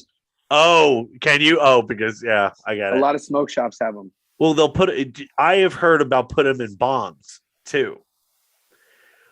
Yeah, Okay, well, the smoke shops have them. yeah. I don't think they're having it because they're like, you know what? When you're stoned, you want a Fago to drink. No, they want it for the codeine. Yeah. Yeah, Oh, But- Fago and codeine. Is that what Yeah. color is it? Purple? it's whatever color. There's so Cotton many different candy, flavors. Yeah. Cotton Oh, candy and codeine called This is where you blueberry get your So Fago. scissor. smoke shops have Fago down here. Nice. Oh, Scissor. last time I went, I was all clowned up, full face makeup. I have a jersey. I have a Great Malenko Yeah. jersey. Oh, totally insane clown posse'd up. Oh, it was great. It was awesome. That's neat. Anyway, sorry, but yeah, I hate loopholes. Hey, let's talk about the things you've done and things you want to do. Let's talk about experimenting with life. So, Yeah. if you don't want to admit anything on the show, don't. But we could talk hypothetically. We could talk about your hypothetical self, and if you were to give your hypothetical self the permission to try things, what things would your hypothetical self have tried? Right. Yeah, no, I want to try salvia on like the Why salvia? Why? because it's the strongest and it's almost a guaranteed bad trip, and I think that's a great way to break through into a psychedelic journey. What do you know about it? Not much. I've seen It's a few the friends strongest take and it's it. a bad Yeah, trip because you Yeah. black out. Salvia because it takes you out of. It's a yeah. sage. You're smoking sage. Okay. I think isn't it sage? Sounds horrible. Yeah, that didn't It sound sounds enjoyable horrible. at all. Sounds No. horrible. Why not? Yeah, I don't expect it to be. How about I DMT? go. Yeah, I want to try DMT, but I think that's something that is like at the end. Acid seems mild. Shrooms, and then ayahuasca is similar to DMT. No, the tea. Yeah, yeah. Ayahuasca it's the same thing. You just But yeah, process it differently and then throw up and shit yourself a lot. Why? I kind of want my brain to be broken. I want my reality to be broken. And Why? not Why do you know. want the dark? Great reset. Why a great reset? Tell me Yeah. about that. You said salvia. You want the darkest, hardest shit. Why? Because I don't want to know who I am or what I am or what is reality. I want it all broken, like pretty bad. Yeah. So, psychedelics will take you through experiences like that. You can do Ego it with death is you can do it what with I've heard. mushrooms. You can do it. Salvia is a very short acting. You can do it with ketamine. You can do it with LSD.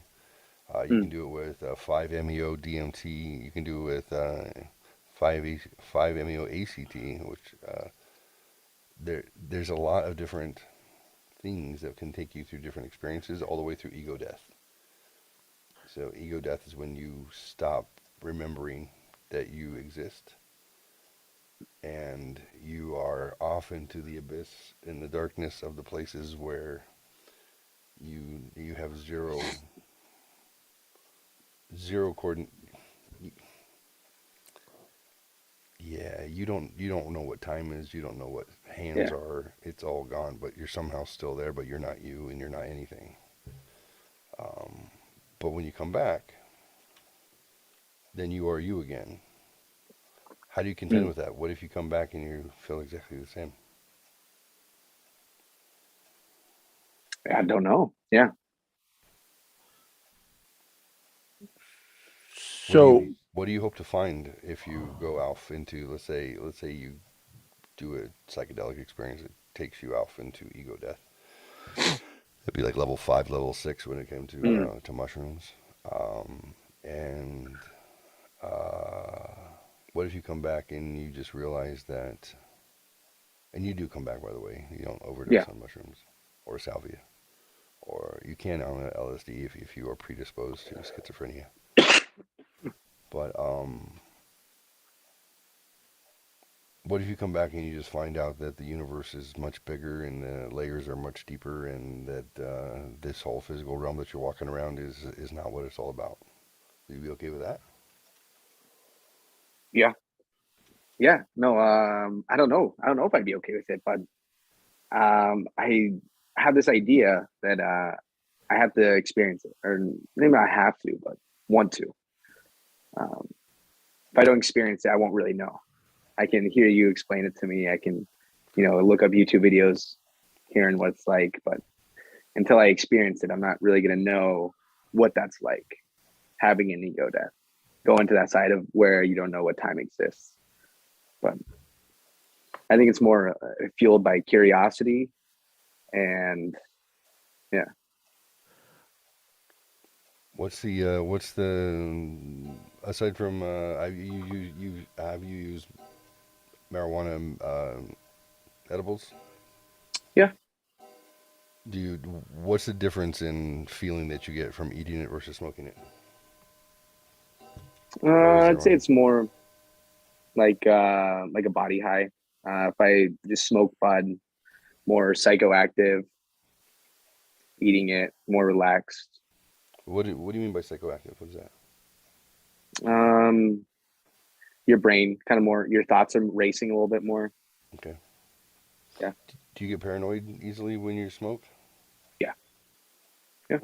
What sort of thoughts and fears do you have?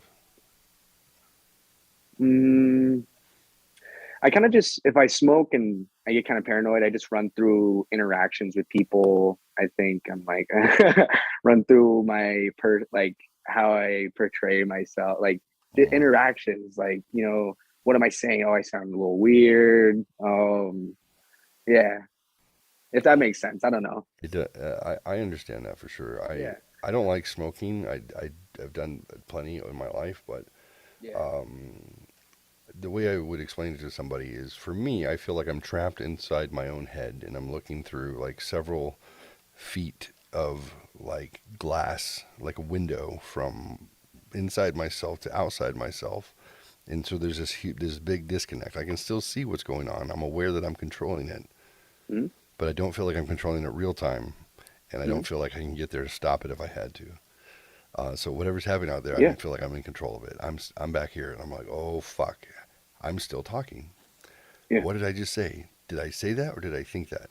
How are they reacting? Oh shit! Mm-hmm. Mm-hmm. Like Yeah, that's why smoking if I smoke by myself, you're more so in a spot of like, oh, I can understand that a little bit more. I can think about that a little bit more on your own time. I can a little dive into that. I can just watch some cartoons. I can just watch something, kind of distract yourself, one focus. In big groups of people at concerts, that's where I've been like, oh fuck, I gotta go. I don't want to be around nobody. But the edibles I think are a little bit easier on that level, at least for my experience. So the gummies I've eaten. I've made brownies. I used to make brownies. That was fun. I ingested somewhere in the neighborhood of 20,000 milligrams of THC from brewing OG Kush hybrid into tea, and that's a story I'll tell another day. 20,000 milligrams is a lot, just so you know. I was high for a week, and I couldn't actually breathe right or get out of bed for like 48 hours. And my wife at the time thought she had to call paramedics because I was dying. I thought I was too. Oh my god. Yeah. First The edible I LD50 ever of marijuana is something like, I Yeah. don't know, it's a huge amount, like the lethal dose for marijuana. You have to, literally eat like 150 pounds of weed to try and, hurt yourself, but you can scare yourself for a long time. I I did didn't similar smoke weed for at experience least a to month after that. the first time I took an edible, like right out of high school. I was working up on Mount Lemon. One of my coworkers gave me it, and he's like, hey, only eat half of it. So I got home. This is when I was still living at home. This was like a week before I moved out. He's like, only eat half of it and then see how you feel. If you need more, eat the rest of it. So I eat half of it at night, and I'm just like, oh, I'm feeling well. I'm feeling okay. I'm not really feeling anything. So I, like 30 minutes later, I ate the other half of it. And then I got 30 minutes apart? Yeah. That's too I just really close. wanted to try it. So yeah, absolutely high. Was in my bed all night, just could not sleep. And then for the next 2 days, the same thing you're talking about. I was just completely lost. I remember like twice I got in my car, and then like I was just driving down Tanque Verde, and I was like, I don't know where I'm going. I don't know why I left the house. And I just turned around and went back home.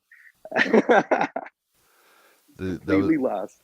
That was the worst. I couldn't drive. Like all my friends would drive and they would do stuff. I was like, I don't get it. I remember I was brave enough and hungry enough. I went to Jack in the Box because I had the munchies, and I was scared to order because I didn't know whether or not I had ordered yet. I got my food. Luckily, got through that, and I remember I'm trying to drive home. I don't even remember where I was going or where I came from, and I'm like, God, I hate driving high. I hate driving high. And this is how the next quarter mile went. I'm like, okay, you got this. All right. You're going 40 miles an hour. Good. All right. Oh shit. Okay, there's a stoplight up there. Okay, you have to slow down. Great. How fast am I going? Oh shit, I'm going 40. Is there anyone behind me? No one behind me. How about to the side? How fast am I going? Oh shit, I'm gonna have to stop. And I just kept going through. I couldn't get my brain to only focus on one piece at a time, and I can never put it all together. And then finally, I'm like, "Oh Jesus, you're gonna have to stop. How fast are you going? Is there any cars?" I finally stopped, put it in neutral, put on my parking brake at the red light, and then I look up, and I realize I'm like 10 cars behind the red light, and there's no cars between me and the light. I stopped like a quarter mile back, thinking I was there, and I'm like, oh no. And then I look, I'm like, who's behind me? I look behind me, and a sheriff comes around the corner. And I'm like, oh no. How do I not get caught? Okay, get up there, get closer to the light. I get up to the line at least, and he comes up, stops right next to me, and I'm like, it's like 1 o'clock in the morning. Yeah, like, why is this 19-year-old out? I'm like, I don't know, do I wave? What do I do? And light turns green, and I'm like, don't dump the clutch, because I had a 5-speed Dodge Daytona. So, of course, as soon as I think that, the light turns green, I go, boom! The car stalls. I'm like, oh no! I've been driving stick shift literally since I was 8. I learned how to drive stick shift off-roading. I'm like, no! And I'm like panicking, and he like slows down for a second. And I was like, new stick shift. Boop, he took off, and I was like, oh Jesus. I got on the freeway. I took the freeway home. I was like, you know what? I keep forgetting where I'm going, but at least there's not as many things on the freeway. At least there's no stop signs. I was just never functional that way. Never functional. John is. I don't know how John is. So John, I'm talk about the psychoactive versus the body high thing. That difference in the edibles versus smoking. so for me, I when I heard about hallucinating, right? Because when you take edibles, it's processed by your liver. So uh, that's where you're supposed to get the psychedelics from. And I was like, I have never seen anything. All that happens is in my head. Three stories are simultaneously going through my head, like one of those pick your own adventure books. And all three adventures are going through my head. And Jeff goes, yeah, that's hallucinating. And I went, oh, so it's not like the pink elephant walks in the room, and Yeah. and my buddy Ernie, shout out to Ernie, Ernie. in New Mexico. I'm going to see him soon. I'm excited. Woo woo. We call it time travel because I can basically tell you what the outcome is going to be, at least in my head. Okay, this is going to happen, but I chose path A, path B, and path C, and this is how it's going to end. Weed for me, when I smoke weed, I just get the giggles. I get the giggles so bad, and I'm a pig, puff puff pass. I'm a puff puff puff puff puff pass kind of guy. I let everybody else do the same thing. When it comes back to me, I mean, I like a lot of weed when I smoke it. Yeah. And then I'm just retarded.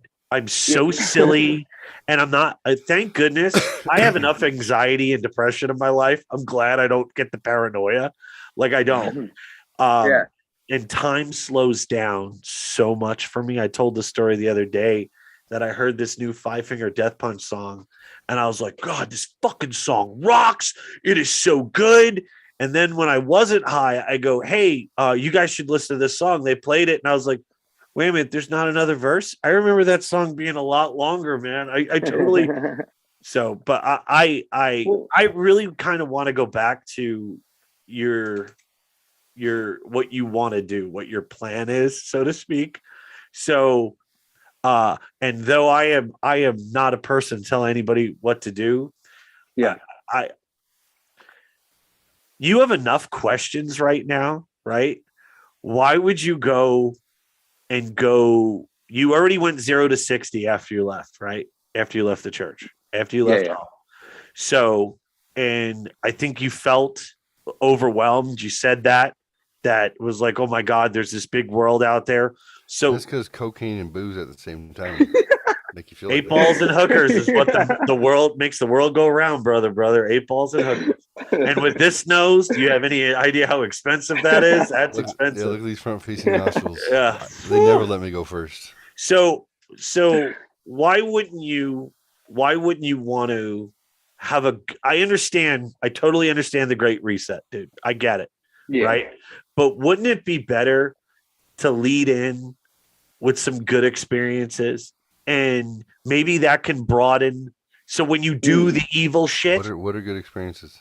Well, yeah, trying something like when you were saying doing the mushrooms first.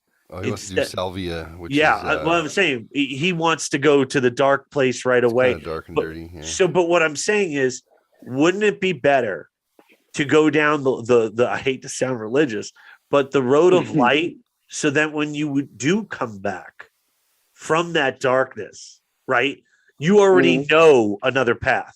You've already experienced another path. So you already know that there's some cool shit that you've experienced. And you know what? Okay. And take things from that journey. And I don't know. I just, it scares the shit out of me that you want to go. And again, I am no, father figure in your life. And God, I should never be. But you can call me daddy, especially when you wear that dress. Especially. It is weird. Like 2 episodes later. Yeah. The guy at the bar keeps going, why do you put up signs looking for a Steve? I'm like, don't ask. But well, here's my thing. Okay. I think this is just my understanding. Limited. I've smoked weed, drinking a lot, coke. Smoke weed every day. That's the extent. Xanax, some pills. Wait, did you also say coke? Yeah. Oh, okay, you did say coke. You slipped yeah. the coke in there pretty quick. It's like, I did some weed. I did coke. Why does coke have such a dirty reputation? I don't know. Yeah, everyone wants to Maybe hide because it. it ruins your life. I've smoked. What's that called? Crack cocaine. I've smoked it. It was great, but it sounds so bad God, because it it has smells such a so stigma bad, attached to it. dude. I took that powdery cocaine and I added baking soda and water. I heated it up and then it turned into a rock and then I smoked it. And I was like, "That's amazing. That feels so nice. I'm gonna go to sleep now." It was very pleasant. It Yeah. really was. But it's such a stigma. You can't be like, "I smoked crack." It was one of my favorite drugs What'd I you ever do on the tried. weekend? Oh, I smoked crack. I think Chris Rock did that. I think Chris Rock made it really dirty. I'll suck your he dick. was Pookie. I'll He was suck Pookie. your dick.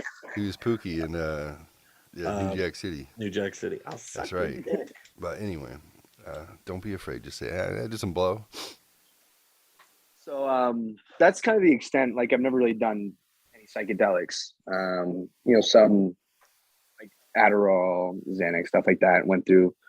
So I think with at least with psychedelics and what I understand, what I think is like whatever you're going through when you take it is like if say there's the good trip and there's a bad trip. Maybe it's a heaven state, like a hell state, like yin yang, right, wrong, whatever it is, right. It's kind of how my brain understands it. It's like whatever you experience, like that's what you need. That's what you're going to need to experience when you take something like that. So that's kind of my thing going into it. So like if it is bad, maybe I'll shake on the ground for a little while and You'll cry no see matter some what. shit. So, maybe I'll cry, like maybe it's going to be pretty painful, but like maybe that's what you need to get out of it. I see your curiosity. Makes sense. Where you're like, look, here, I'm at this point. I've gone completely away, and I've kind of come back to, okay, maybe it's not all shit. Maybe I'm just mad, and I just want to understand myself a little bit better, so I can reorient myself in the universe. And I think we all want to do that to some extent. I understand John's hesitancy, but I've done the things. I bought the ticket. I've taken the ride, but And I have not.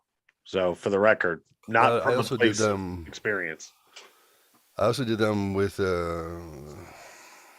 some intellectual decision making that had to go with it, and I recall being offered DMT and salvia a lot, especially when I was in the peak of going through my separation, divorce, and my life changing, and I was really, really dark place, and I was really, really depressed, and part of me knew, having not done that before, I had done mushrooms in my early 30s, but part of me knew, like,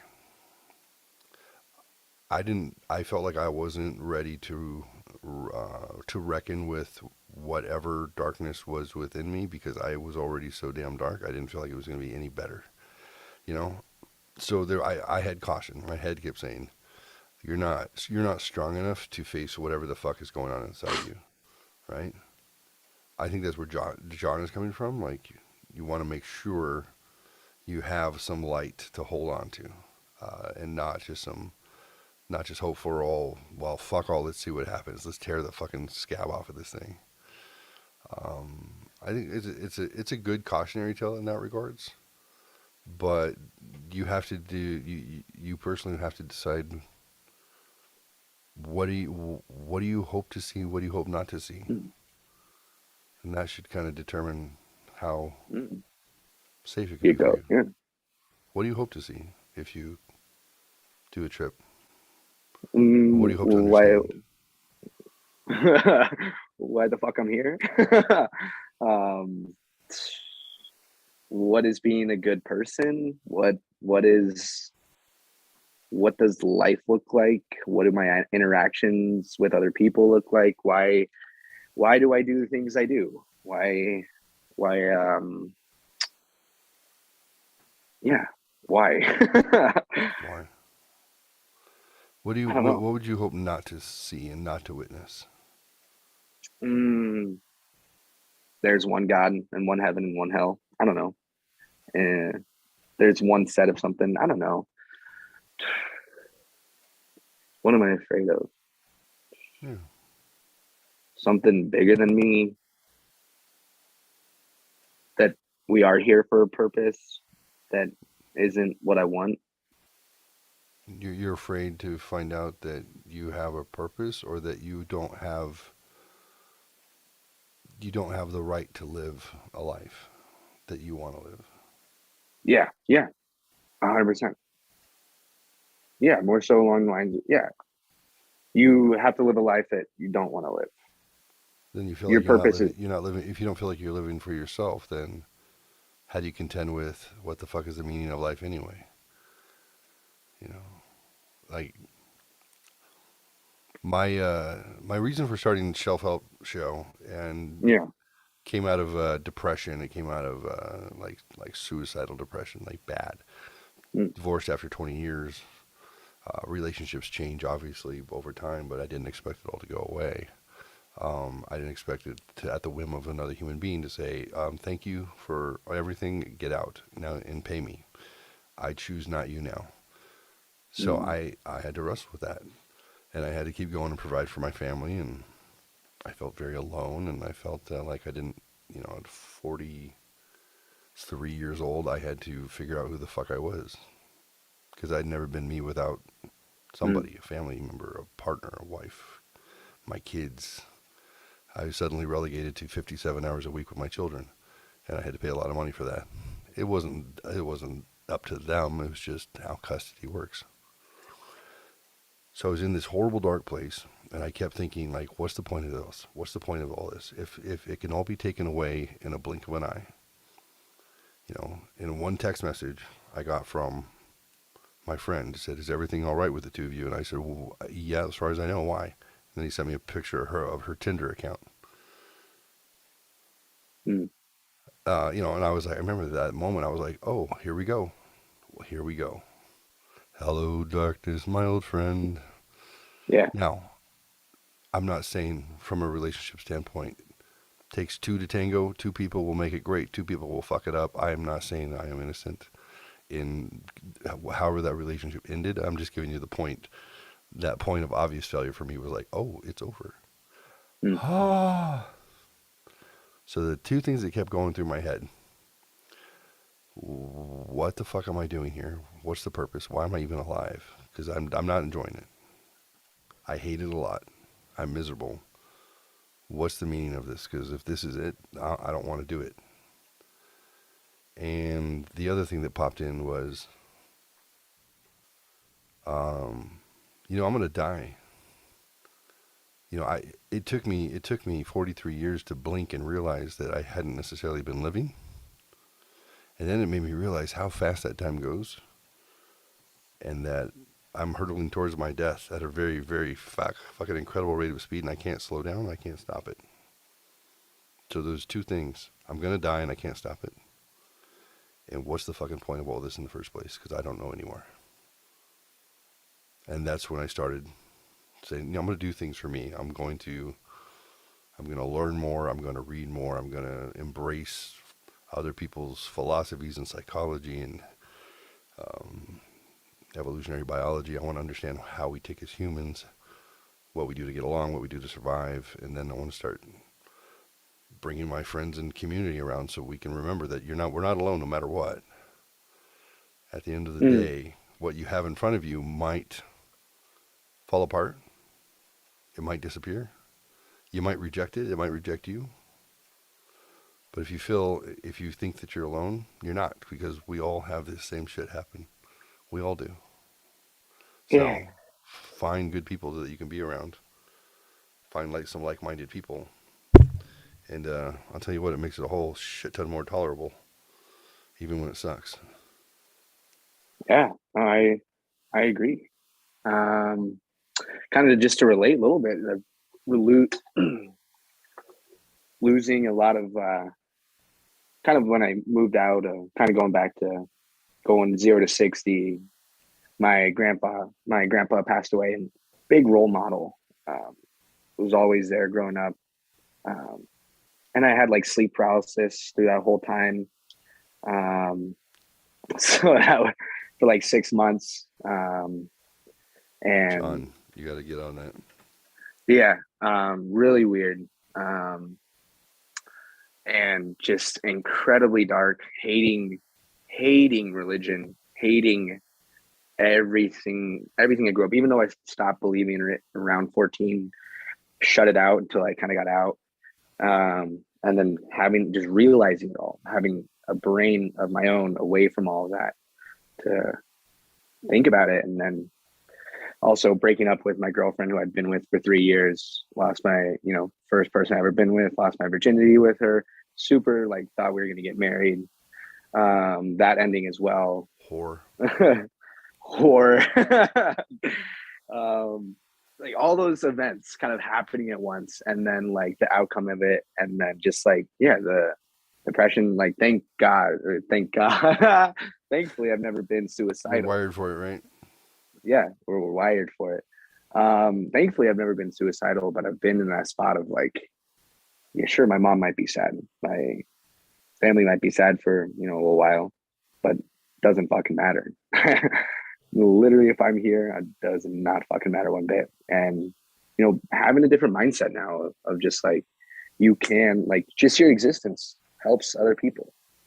Like the small things you can do, just like your personality can make somebody's fucking day completely different. And So I think it's really huge. What you just said, right, kind of answers some of those questions you were. I'm gonna switch to Oh, headphones side. Some of the things you just said kind of answered some of the questions you had. What you just said, the reason you're here, that if you do good things for people, you already answered some of those questions.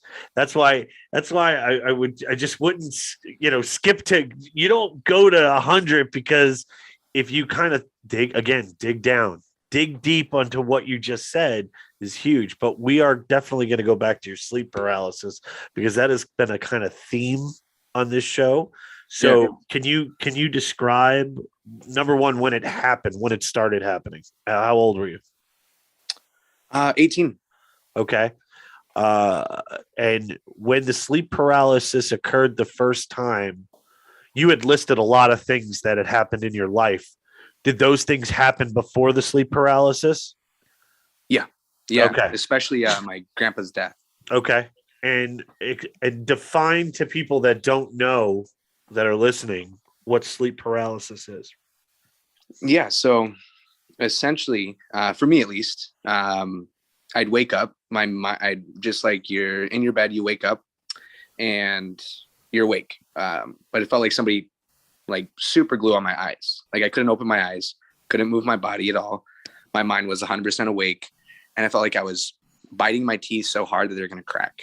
Okay. This for me, like these are the three main things. I couldn't move my body. My eyes felt glued shut and my jaw was so tight.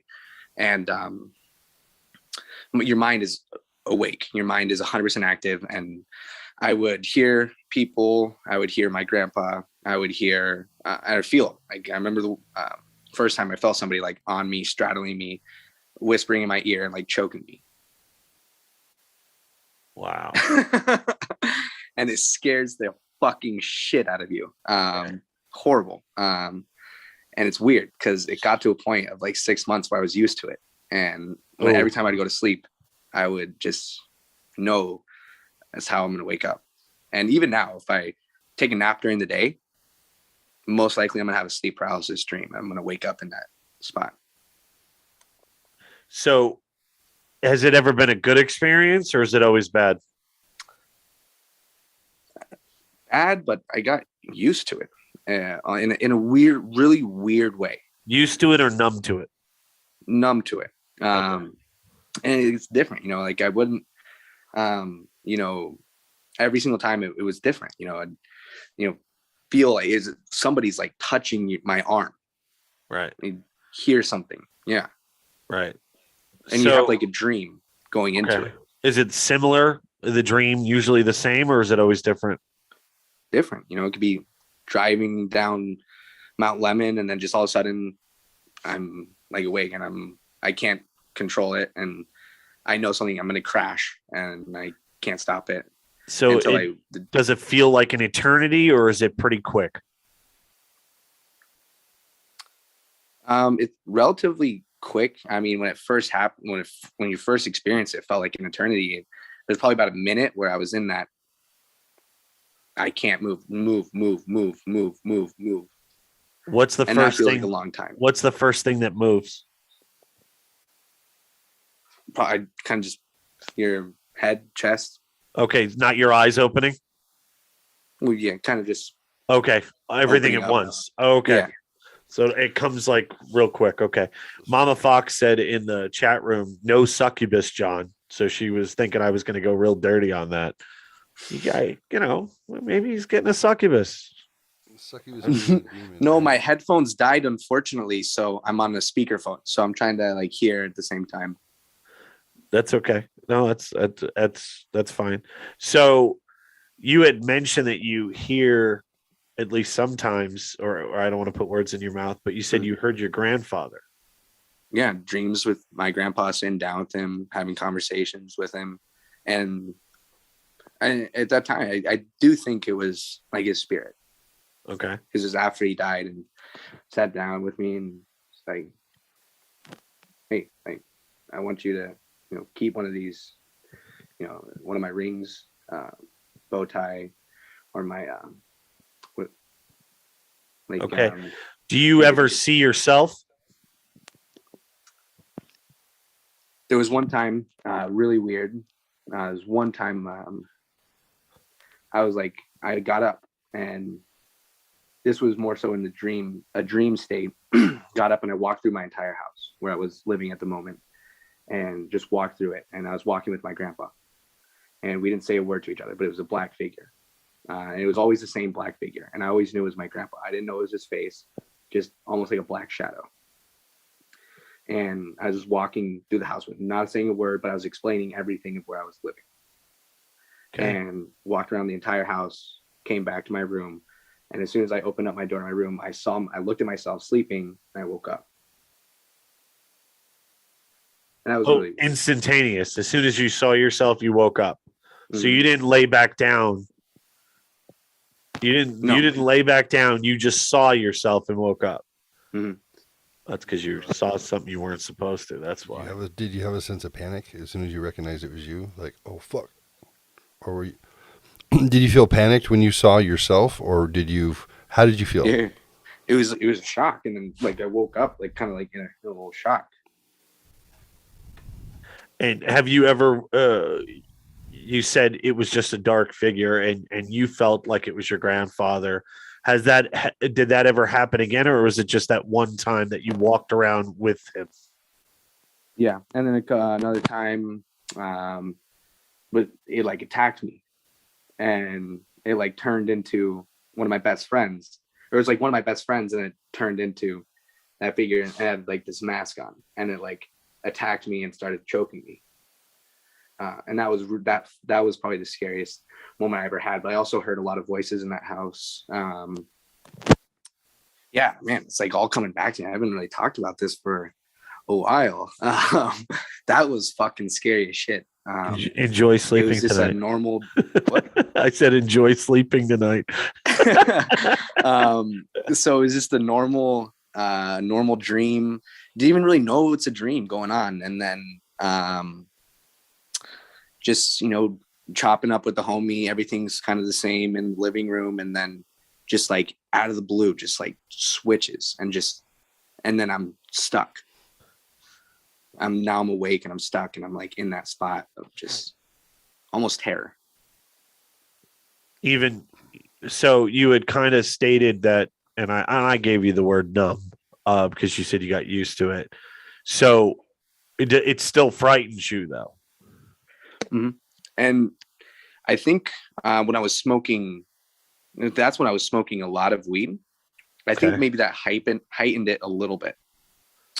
Because now I don't really experience it unless like when I notice after a long day, I take a nap during the middle of the day. Almost all the time, like if I like take a nap on the couch or something, I'm gonna kind of experience something like that. And it's more mild now. Okay. So, and you think, being that you smoke less weed now, that it's it's not as heightened as it was. Yeah, and I just think where my brain was at trying to process, especially my grandpa's death and all that, just and then smoking weed, because it was almost like a routine. It's like, okay, I know this is my bed. I'm gonna just get in. I'm gonna same thing every night, sleep the same way, and it's gonna happen. Right. Okay. So this begs the question, why the hell would you want to go to the super dark place right off the bat? That to me, you're I don't know, man. If I were you, I'd want to experience maybe a little bit of a lighter thing, just because you already lived that. So like Jeff said, what are you hoping to see that you haven't already seen in these dreams? And that's heavy. And Mama Fox made had a great point. So what happens if you don't find the answers that you're looking for? How, what's next? So that's kind of the other reason why I'm like, well, why don't you start off in the happy place and then work your way up to the evil dark side of the village? And because you already live on the west side. I'm just saying. Why don't you start over in Rita Ranch? Start at Vale, all right? Go to Vale a little bit, experience some happy things. No, that's heavy. We did a podcast with Jeff talking about different experiences in that, but you had to see him perk up like I bet you his nipples got hard when you said knowing Jeff probably. Yeah. Well, he's thinking about you in the dress again, and I don't blame him. I was thinking the same thing. I can't blame him. If I wasn't me, I probably would as well. You're childish. But I'm not sure. What comes after if I don't find any answers? The weirdest thing is there's a sense of this was something I remember explaining to a friend, like when I was experiencing all of this, is like there's a sense of familiarity in all of that. Like, I don't know if that makes sense or anybody can resonate with that, but a certain sense of like fear and like familiarity and like, okay. Is that comfortable? Yeah. Or the idea of death, or like I'm feeling like I'm going to die. I like that. I don't know. I like that feeling of like, I'm going to die. Holy shit. Do you like that rush, adrenaline? Do you like that feeling because it's a dream and you're not going to die? I think maybe that, played into it. Okay. By the way, the chat room is thinking about you in a dress as well. I just want to give you a heads up. Oh my God. Hey, I'm curious.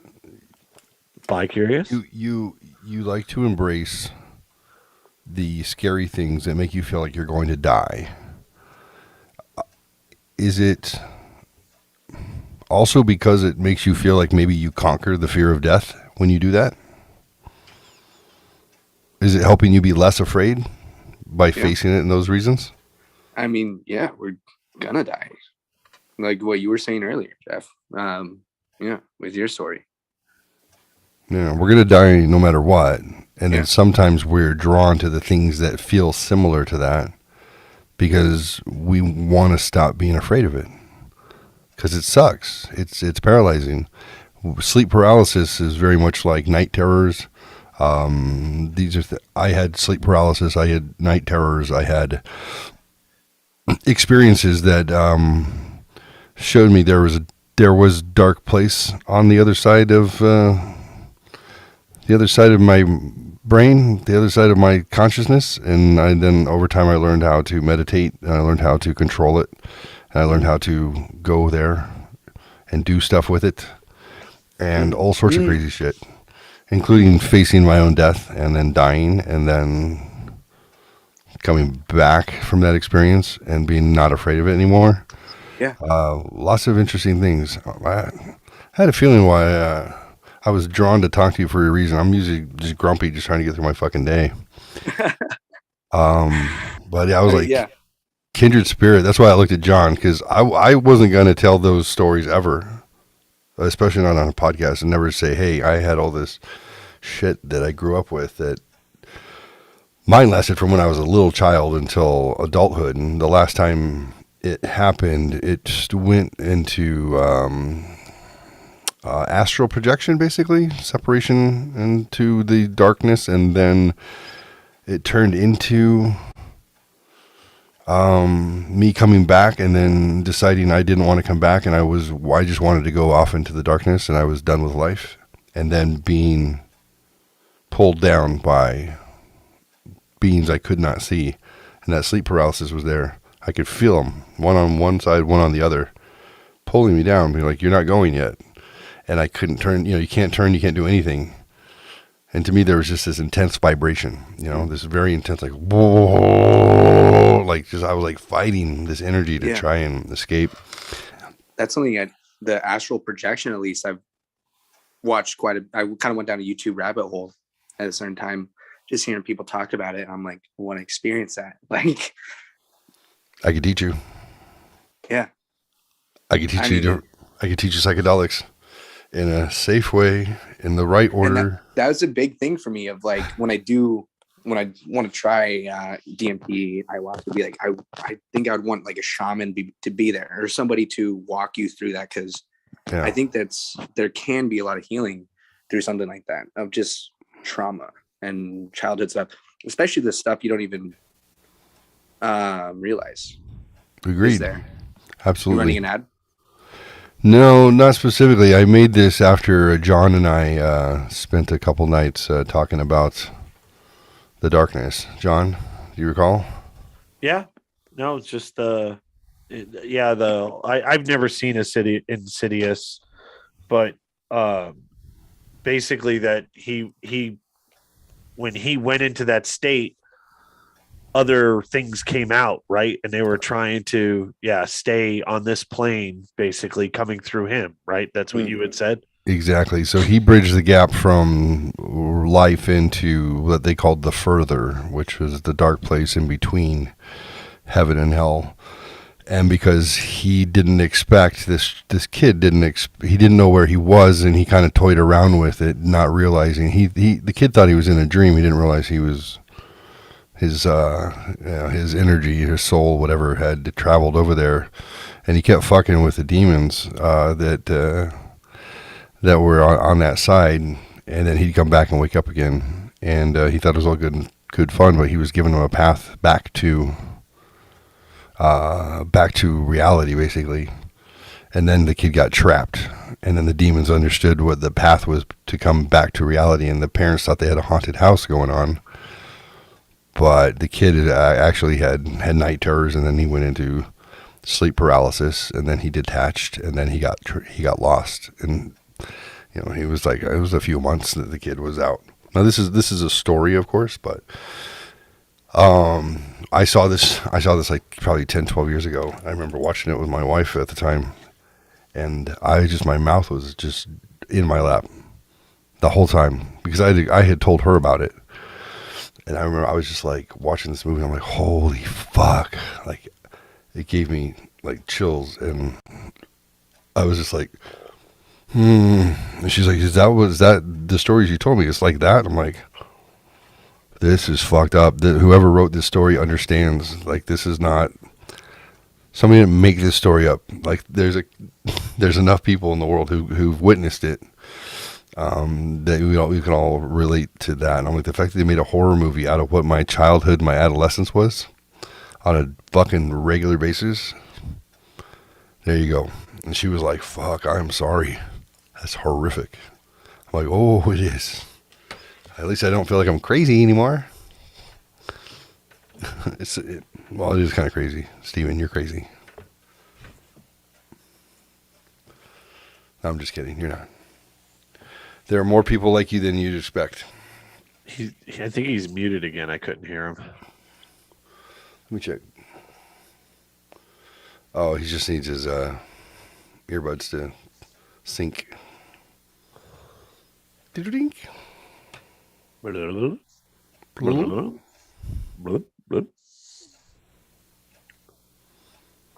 No, sir. No, sir. He looks very serious.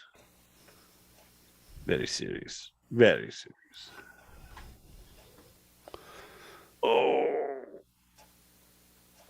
We're gonna see if he gets the link back up, and then John, I'll let you take it home. Any questions, advice, any? What do you have for this young man, or any questions that? Can you hear us?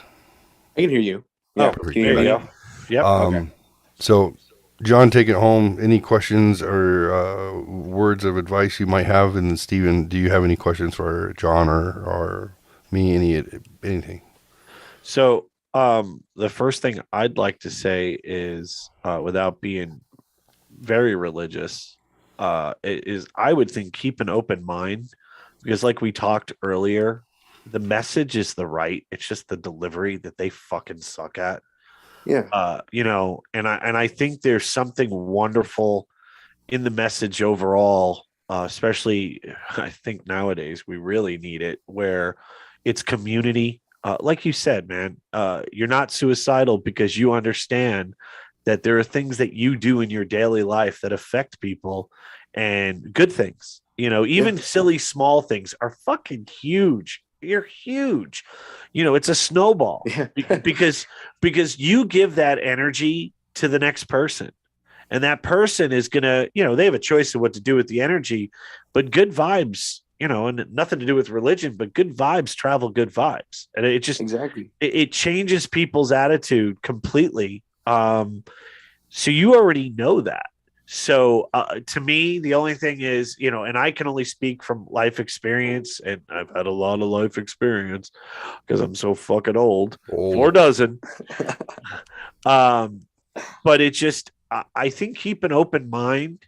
I think that's the most wonderful thing about us, right? Is that we can decide that. We can decide if we'll let ideas in, right? Whether they're good or bad. You can make that judgment after you hear them. But I wouldn't chuck it. I would kind of keep an open mind to, what? There's nothing wrong with the message. Just find the people that give you the delivery that you're looking for. You know what I mean? Don't 100%. Yeah. To me, I got lucky. I got super lucky. I don't know if he's still there anymore or not. He kind of. Oh, there he is. There we go. My phone has been acting up all day. It's dude. It's actually you've hung in there amazingly. So yeah, I'm impressed. So and it just I got lucky. I got really really lucky that it was not stuffed down my throat. And I'm the kind of person, Jeff will tell you. Oh no, I like it stuffed down my throat. He likes it stuck down his throat. But I'm the kind of person, if you tell me why and you don't act like a prick about it, I'm really open to whatever you're gonna say. And I may not agree with it right off the bat, or there may be things that I could pick from it that, well, I don't like that, but I really love this. And if the overall message is a good one, there's always going to be shit that in your brain you're like, I don't completely agree with that, but I just keep an open mind, because there's a reason why it's been around so long. Is that because people are sheep? No, because people want to be good. It isn't because people are sheep. I think so. I think people want to be good naturally. I think given the choice, where it doesn't, especially when it doesn't really freaking make your life any worse, people want to be good. They want to help other people. And I think that's the good message. I think when people are, at least for me, so like, okay, I'm going to go off on a tangent right now. I took Molly on New Year's. And what I realized, like MDMA, it was like the most euphoric high I've ever had in the world. And all I wanted to do was like give that to other people. Right. I didn't want anything. Like all I wanted to do was like go up and make somebody else feel like how happy I was. And like, of course, like it's MDMA, right? I knew it was a drug, whatever, but like having all that energy, all I want to do is give it out. So like when you're full and like when I'm been super depressed and down, like all I want to do is take. Like I just want to go out and find how can somebody give something to me? Like how can I fill myself up? So like how can I fill myself up? Literally, like, when you have that energy and you're able to find that in your daily life through whatever it is, right? Like, and other people can help you out with that. When you have that energy, you give it out. And I think that's Come back. Can you still hear me? Yep. Okay. Yeah, like that's exactly what you're saying. People naturally want to be good, and they're fulfilled, and they're happy inside, and there's not going to hurt them. Yeah. You know, I can tell you're a good person by what you just said. Is that you said that when you're depressed, you don't want to give the depression out. You want to take the happiness from other people. You want to experience what they're experiencing. It's very selfish. Yeah. No. Because very selfish is you bring everybody else down to your level, dude. That's super selfish. Make everybody else fucking miserable. But instead, you want to put yourself in a spot where people are happy. People are, Mama Fox said it great. Honestly, you could actually save a life with a simple smile to a stranger on the street sometimes, because it can change your complete mindset. Complete mindset can be like, you know what?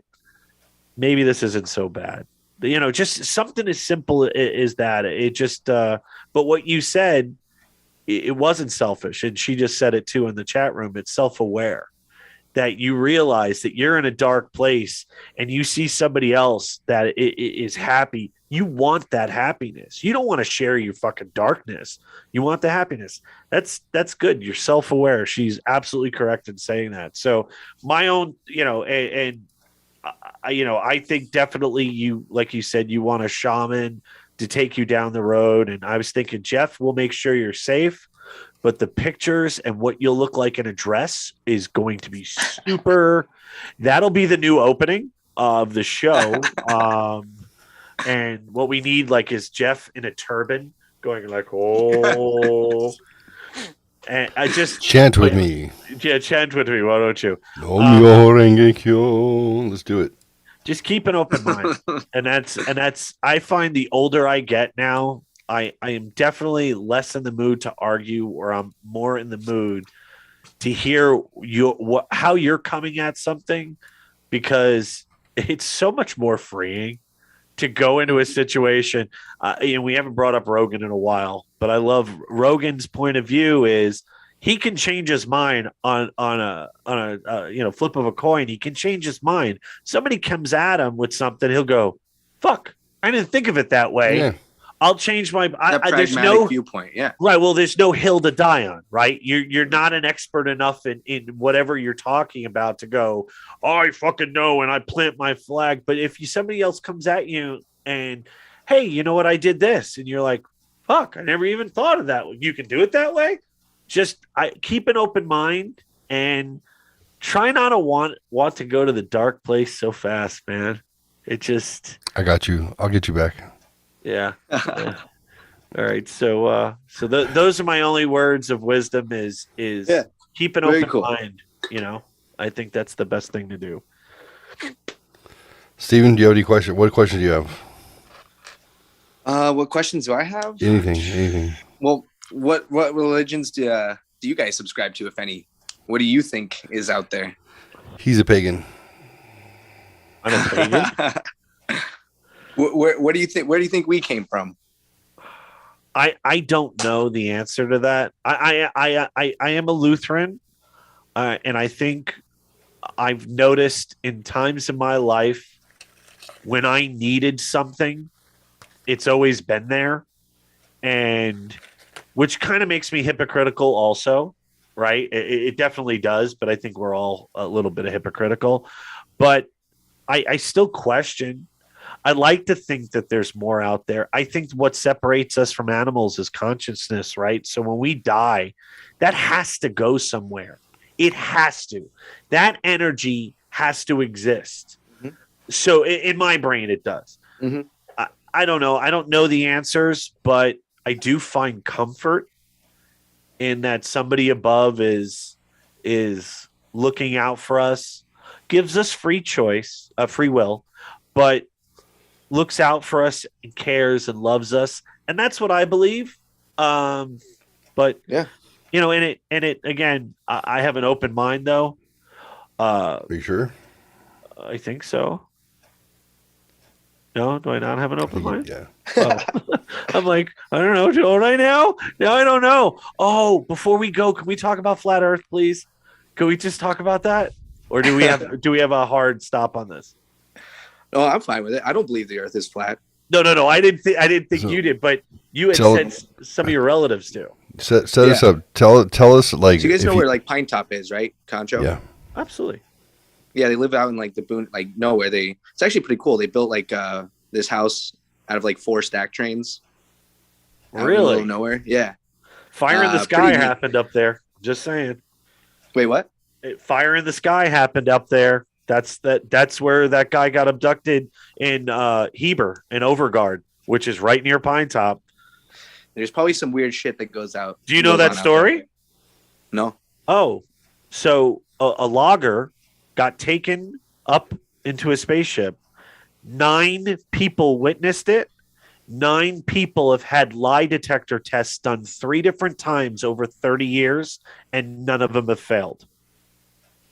The guy who created the lie detector test said it is an impossibility that may not have happened, but they thought that happened. Mm. And they believe that it happened, but it happened up in Heber Overguard, which is right near Pine Top. So I'm just saying. So go ahead. So they have 3 things stacked on top of each other. Yeah, they bought like 4 stack trains. They built a house. They're cool Preppers. people. But yeah, they're not Calvinist. I'm not sure their exact like denomination. Right.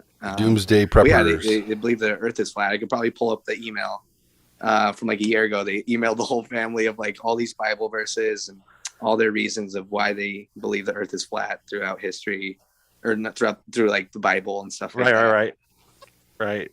So, okay, when you had brought it up before, I was like, your religion didn't say that, right? That the Earth was flat. It wasn't your religion. No, Calvinists are strict and they're a Yeah. little pompous, but they're not crazy. Okay.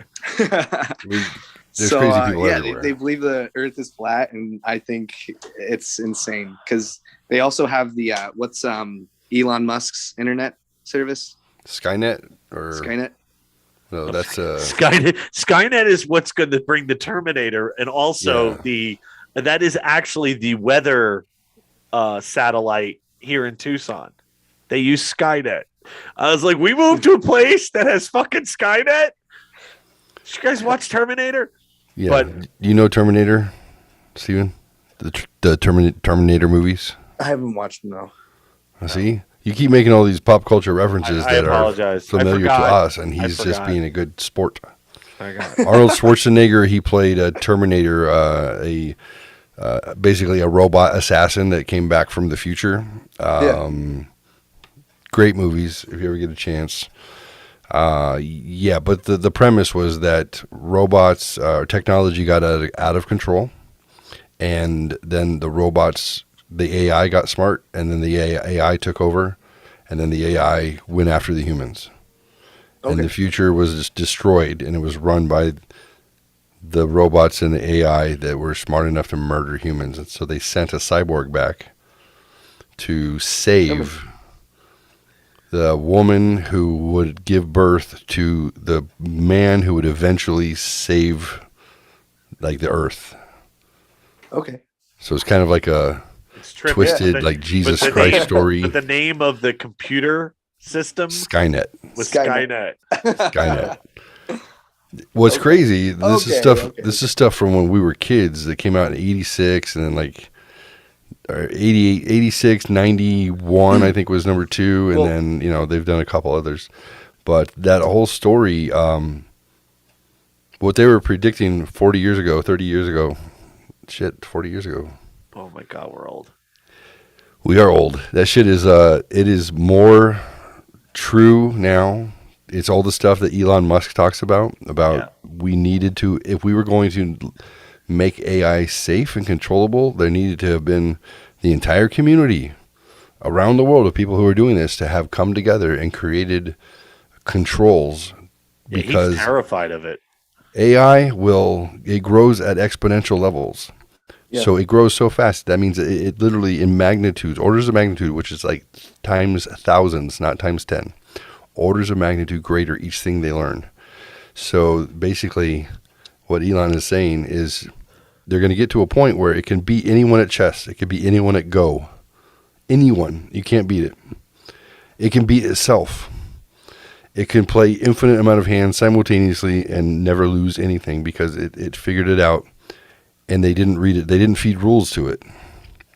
It figured it out by playing somebody one time and then understood the It's concept. crazy. Yeah. That's fucking frightening. It observed, it participated, and then from that point, it beat everyone in the world. So he's like, it's gonna hit this tipping point where it's just about as smart as a German Shepherd, and then it knows everything any human would do ever for the rest of eternity, and you're fucked. Why we need an EMP right Oh. now? It's over. Go back to the Stone Age. Well, on that note, have you watched the Westworld? Yes, Similar. Westworld is dope. Yep. That's a good one. It's that same idea. I want to go on vacation and have sex with a sexy Western robot. Who wouldn't?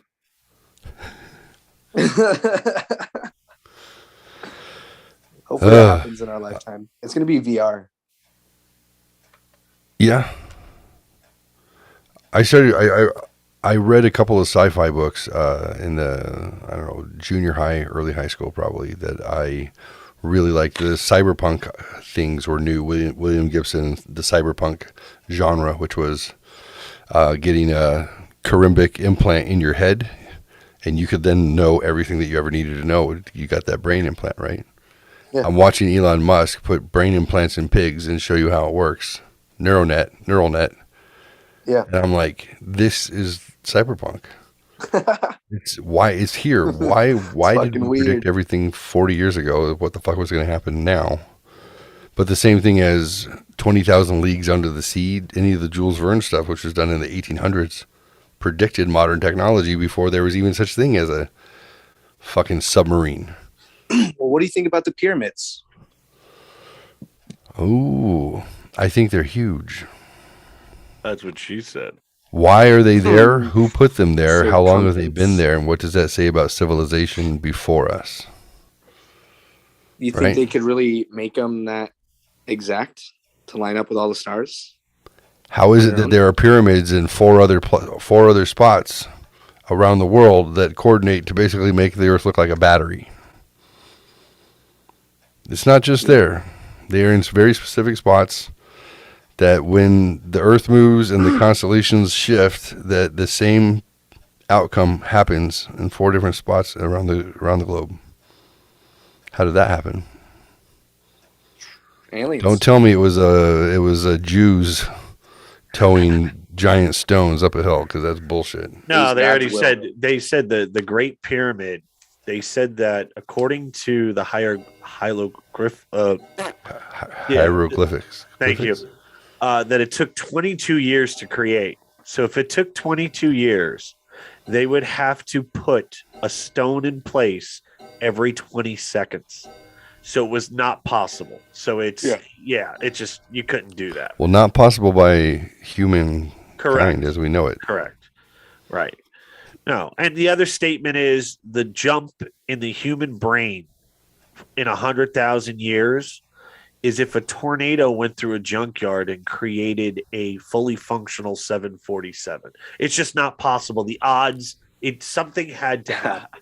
There has to be something added, or It was a stoned ape theory. I'm a big believer in that. This is the 4th or 5th time this has already happened. The Great Deluge, the flood, has taken out the world multiple times, and Yep. we're just in another version of it having happened. That's why when eventually they go to the dark side of the moon and light that shit up, there's going to be all sorts of stuff there. Hopefully Transformers. That's what I'm hoping. Hopefully. It's the Allspark. I understood it. It's the Allspark. That was very good. That was very good. That was I like agree. that was like Avengers when Captain America got the flying monkeys joke. No, nothing. No? So he's like, "Oh, I got that reference." Oh, because that was from Yep.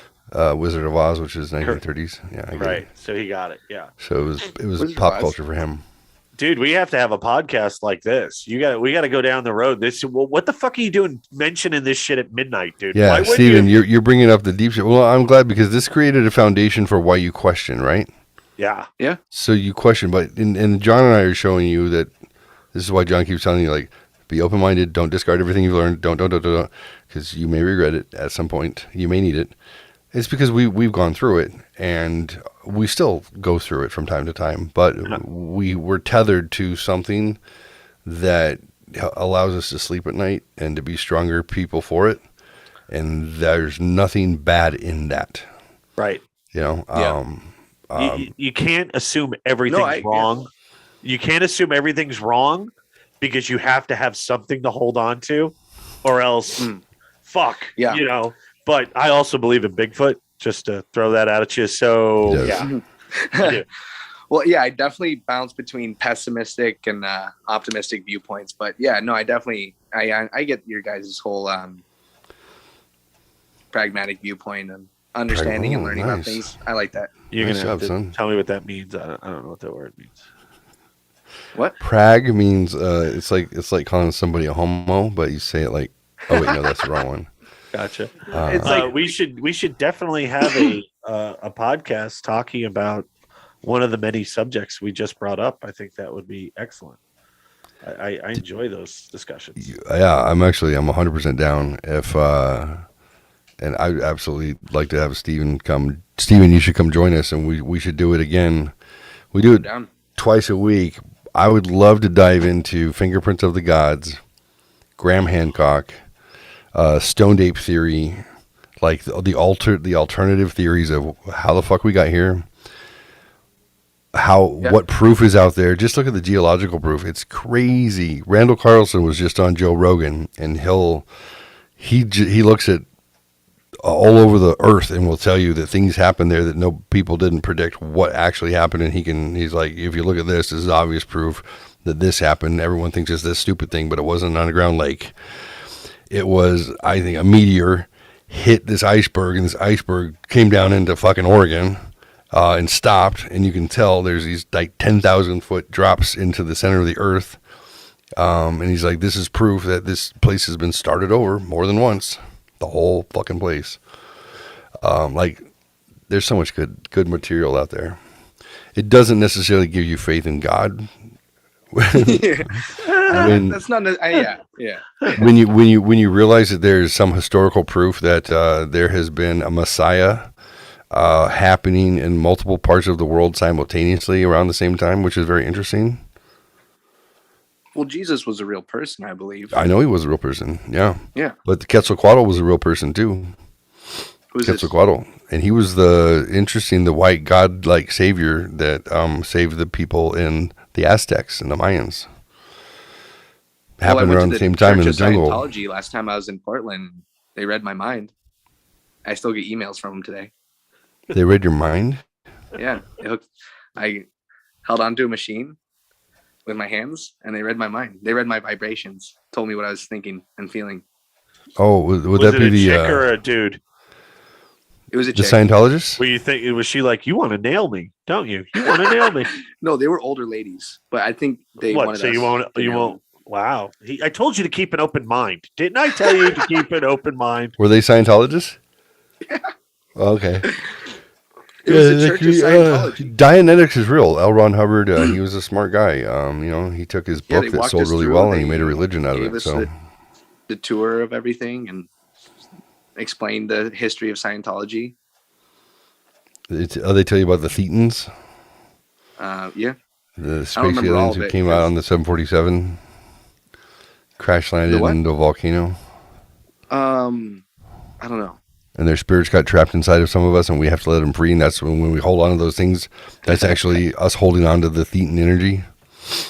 No. don't remember Yeah, that. you have to get to the next book. Dianetics. Yeah, Why do you have right. Dianetics?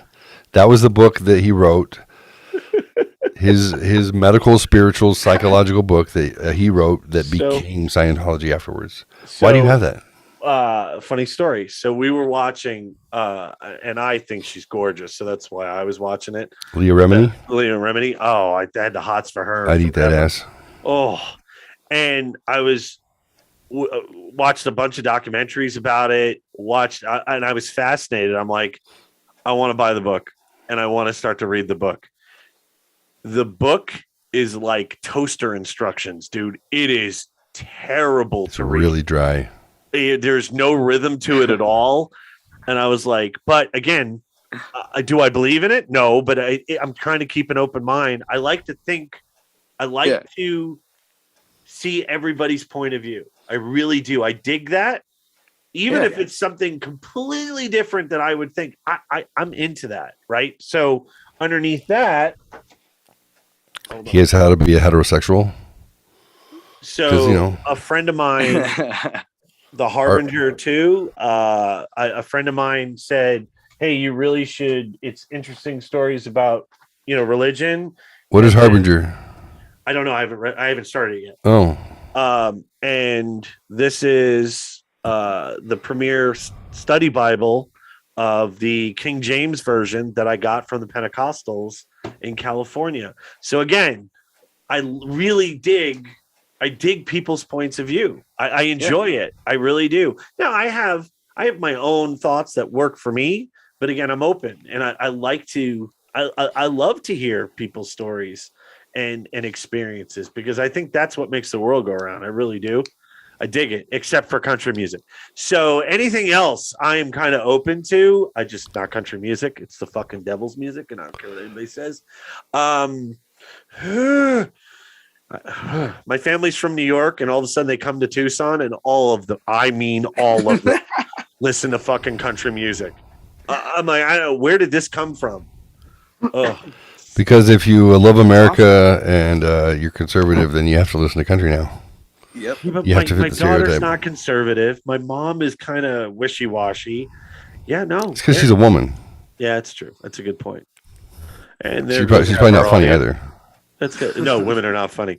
Mama Fox says she wants to play sometime also. She wants to come on and obviously discuss. I don't know. She said that after we talked about the pyramids and all that other shit. Yeah, if you want to do alternative world history stuff, I'll be happy to lead the discussion because I'm very well versed in that stuff, and I'll bring up some points, some proof. Supposedly, we can show it to everybody. Like, this is what they purport to be the reality and why, and then we will discuss. I think that'd be a lot of fun. Oh, by the way, COVID. Oh. I just wanted to say it. COVID. Because we anti-vax. Are you Joe guys Biden. anti-vaxxers? No, I'm anti-mandates. Anti-mandate.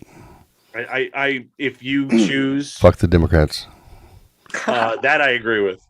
I don't keep an open mind for wokeness. No, Not wokeness a is a wokeness jokeness. guy. Not. But most everything else, I'm a hypocrite, aren't I? Most everything else I keep an open mind.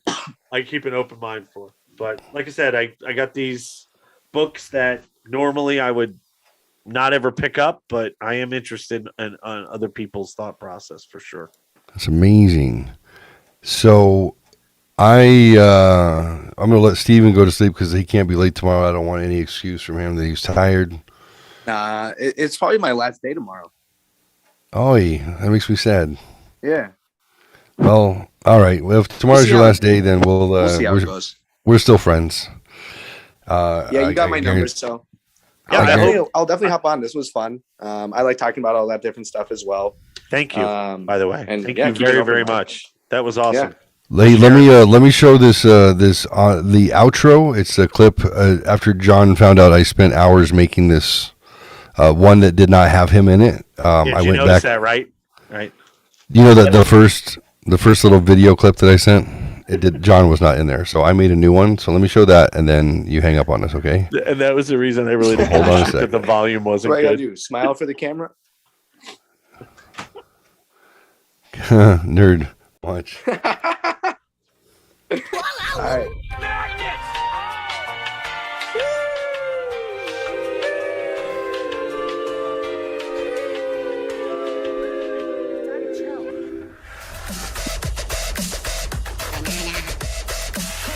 Guess who? Emotional damage. Help me understand what it is that makes white I people so got to afraid. the Senate 180 years ago. Who is this? Better than anybody else. And you don't know my state. My state was a slave state. My state is a border state. My state is the 8th largest black population in the country. My state is anything from a northeast liberal state. Get the fuck out! You are part of the Rebel Alliance and a traitor. Get out! You can't handle the truth. Fear leads to anger. Anger leads to hate. Hate leads to suffering. My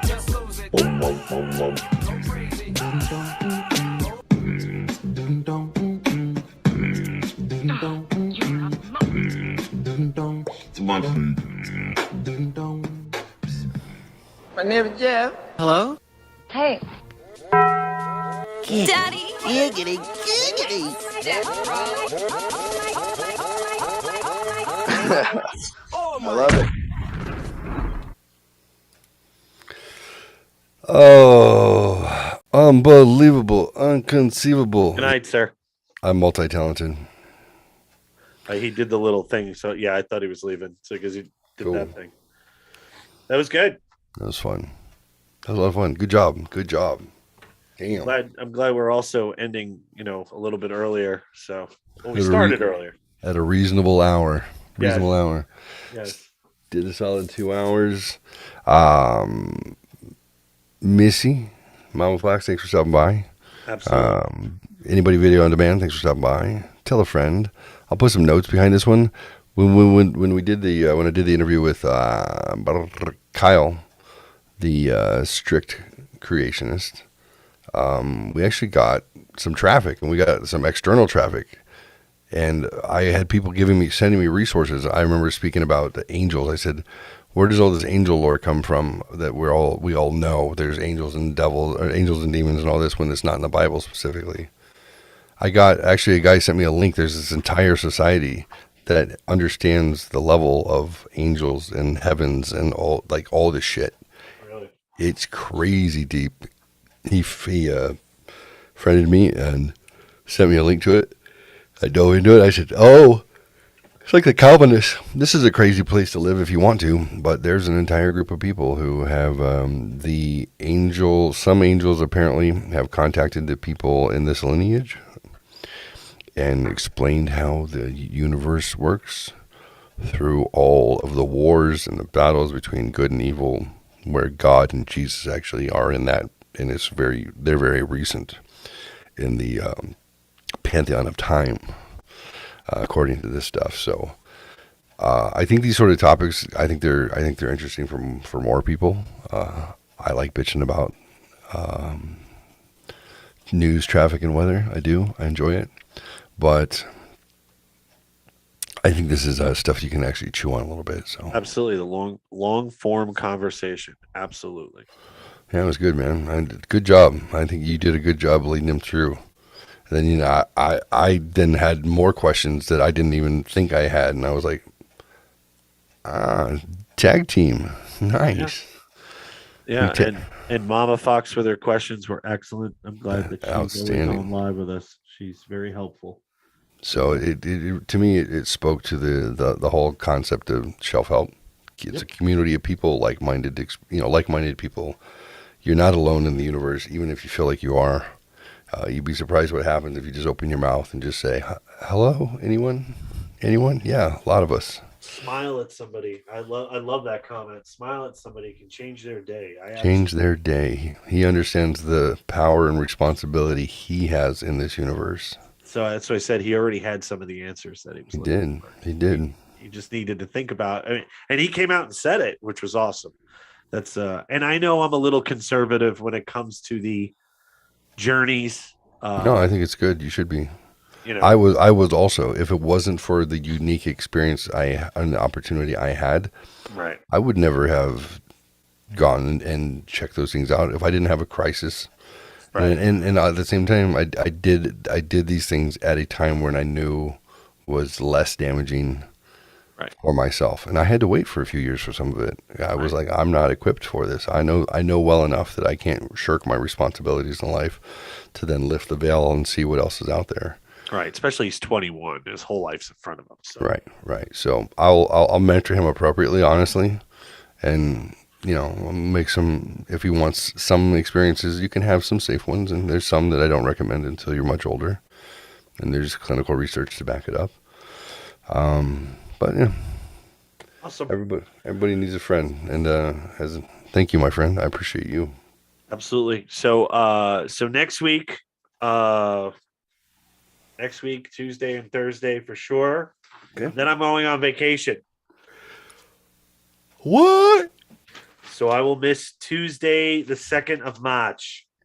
All right. Tuesday, the 2nd of March. But I will be back for wait a minute. Tuesday, the 1st of March. Okay. And then I'll be back Thursday though. I'll be back for the show on Thursday.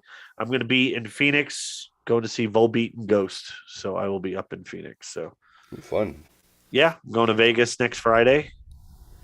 To see Metallica and Billy Joel Friday, Saturday. Drive home Sunday. I thought Billy Joel was retired again. What happened? No, he does every month. He plays MSG in New York. He sells out every month. He plays one show, sells out every single night, every time he plays. And then I am headed Monday to El Paso. Going to pick up Mr. Ernie on the way in Las Cruces. We're going to go see Volbeat and Ghost. Then me and Nicole are going up to see Volbeat and Ghost in Phoenix. And then Papa Roach and Hollywood Undead. So it is a rock and roll 5 concerts, 6 nights. That's right. Damn. Yeah. Dude, I've been waiting. I am so burnt. I need to get the fuck away. I need to do something. So I'm very excited about it. Wait, who's the first band that you keep saying that you're following around? Volbeat and Ghost. Oh, Volbeat. Okay. And Ghost. Yeah. Okay. I don't know what Ghost is. I know Volbeat. I only know a couple of tracks from Ghost, but they're very theatrical, very just look them up. They're actually really, the music's good. It's not overly heavy, it's very melodic, but I love Volbeat, man. That rockabilly metal style. And a guy, he plays a Johnny Cash song every time we see him. I've seen him like 5 times. So I dig that. It's a variety. I mean, it's mostly rock, obviously, but Billy Joel, that'll be cool. I got my Hawaiian shirt ready for Billy Joel. I'm going to go in a Hawaiian shirt for that one. So where's he playing? Vegas, the football stadium. So I got a hotel that's a half mile from the football stadium. So the first night's Metallica, second night's Billy Joel. So pretty stoked. Going with my boss. So we'll see. Wow. Yeah. That'll be fun. The week of March 7th will be my anniversary doing the podcast. Oh, wow. So I'm going to have as many people join me who will do it. And we are going to go over the 16 commandments of Poon, like I did on the very first show. And we'll have a discussion around the differences on how to celebrate gender power dynamics between a man and a woman. And it was on a whim, just like most of what I do. Here are the 16 commandments of Poon. Let's start with number 1. So it'll be on the 7th. That's a Monday. We'll probably do it on Monday. That'll be Okay. because I did it on Sunday the 7th last year. So okay. I'll try and get my kids to participate because they were here for number 1. And cool. I can't. It feels like it's been a decade for some reason. And I get surprised when I go onto Jeffrey Sinatra YouTube, as opposed to the Shelf Help Show YouTube, as opposed to the GB Sinatra YouTube. But just on the Jeffrey Sinatra one, which I didn't run the whole time, it was like a video like 1 through 50 of 300 plus or 350 plus was listed there, and I'm like, what the fuck? How much of this shit have I done?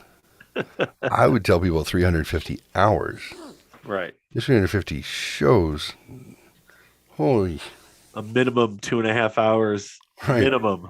Right. Whew. Yeah, that'll be cool. I got to hire somebody to catalog that shit for me. I just don't have the time, so. Clip. So, when you guys get a chance, go check out theshelfhelpshow.com. New structure, new foundation. There's blog stuff that's relevant to the things that we talk about right on the front page. I'm adding additional resources. It looks really nice now too, so I put a little effort there. I'm going to start providing some free resources if you want to know places to get free ebooks, all of them, like 9 million of them, or if you want access to my personal audiobook collection of 1,000 of the top audiobooks in the last 5 years, I will have a link there too, and you can get a password, and you can go help yourself. So Mama Fox just said she saw you the other morning at 2:45 a.m. and you were laying on your desk snoring, so she logged off. Is that possible? It's definitely possible. But how was I wasn't on a show, so what the fuck happened? Maybe she has cameras. I wonder how it was recording me, because I hadn't gone on. That's Funny. interesting. Yeah. She's like, tell him, John. That's hilarious. Because I wasn't mentioning it, and she just was like, tell him, John.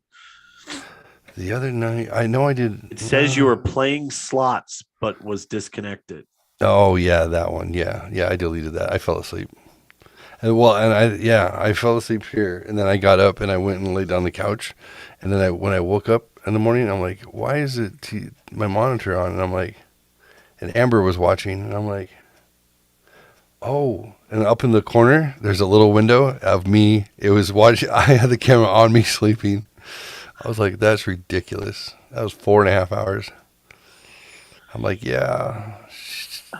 So I went delete everywhere. That was crazy. That's funny.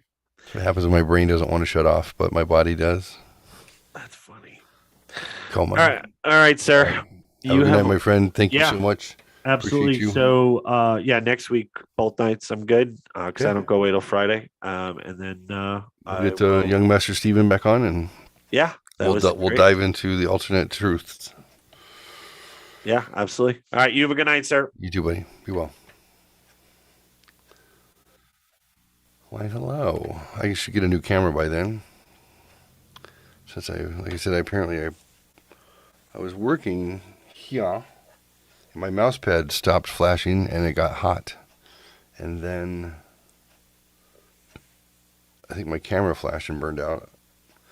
So I have this camera, which this one makes me look nice and red. So anyway, it was fun. What do you guys think? Good times? I hope so. I enjoyed it. Yeah, I did a lot. If I look like I was playing with my ear the whole time, it's because I am. I'm trying to get this side to stretch to the appropriate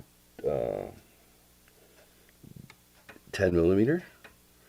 Like this one. This one, if I don't have an earring in or a what is this called? A post. It will close up tighter, and then I have to stretch it back out.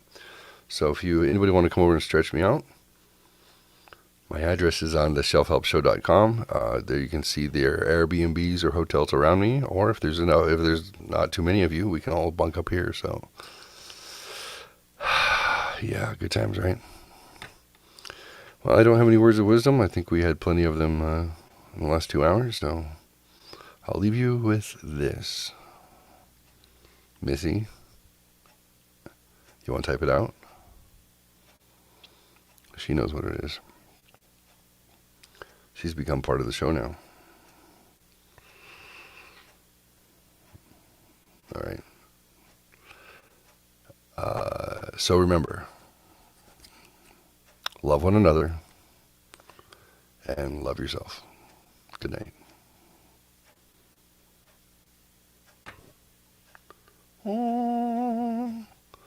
Stuck it in my ear hole.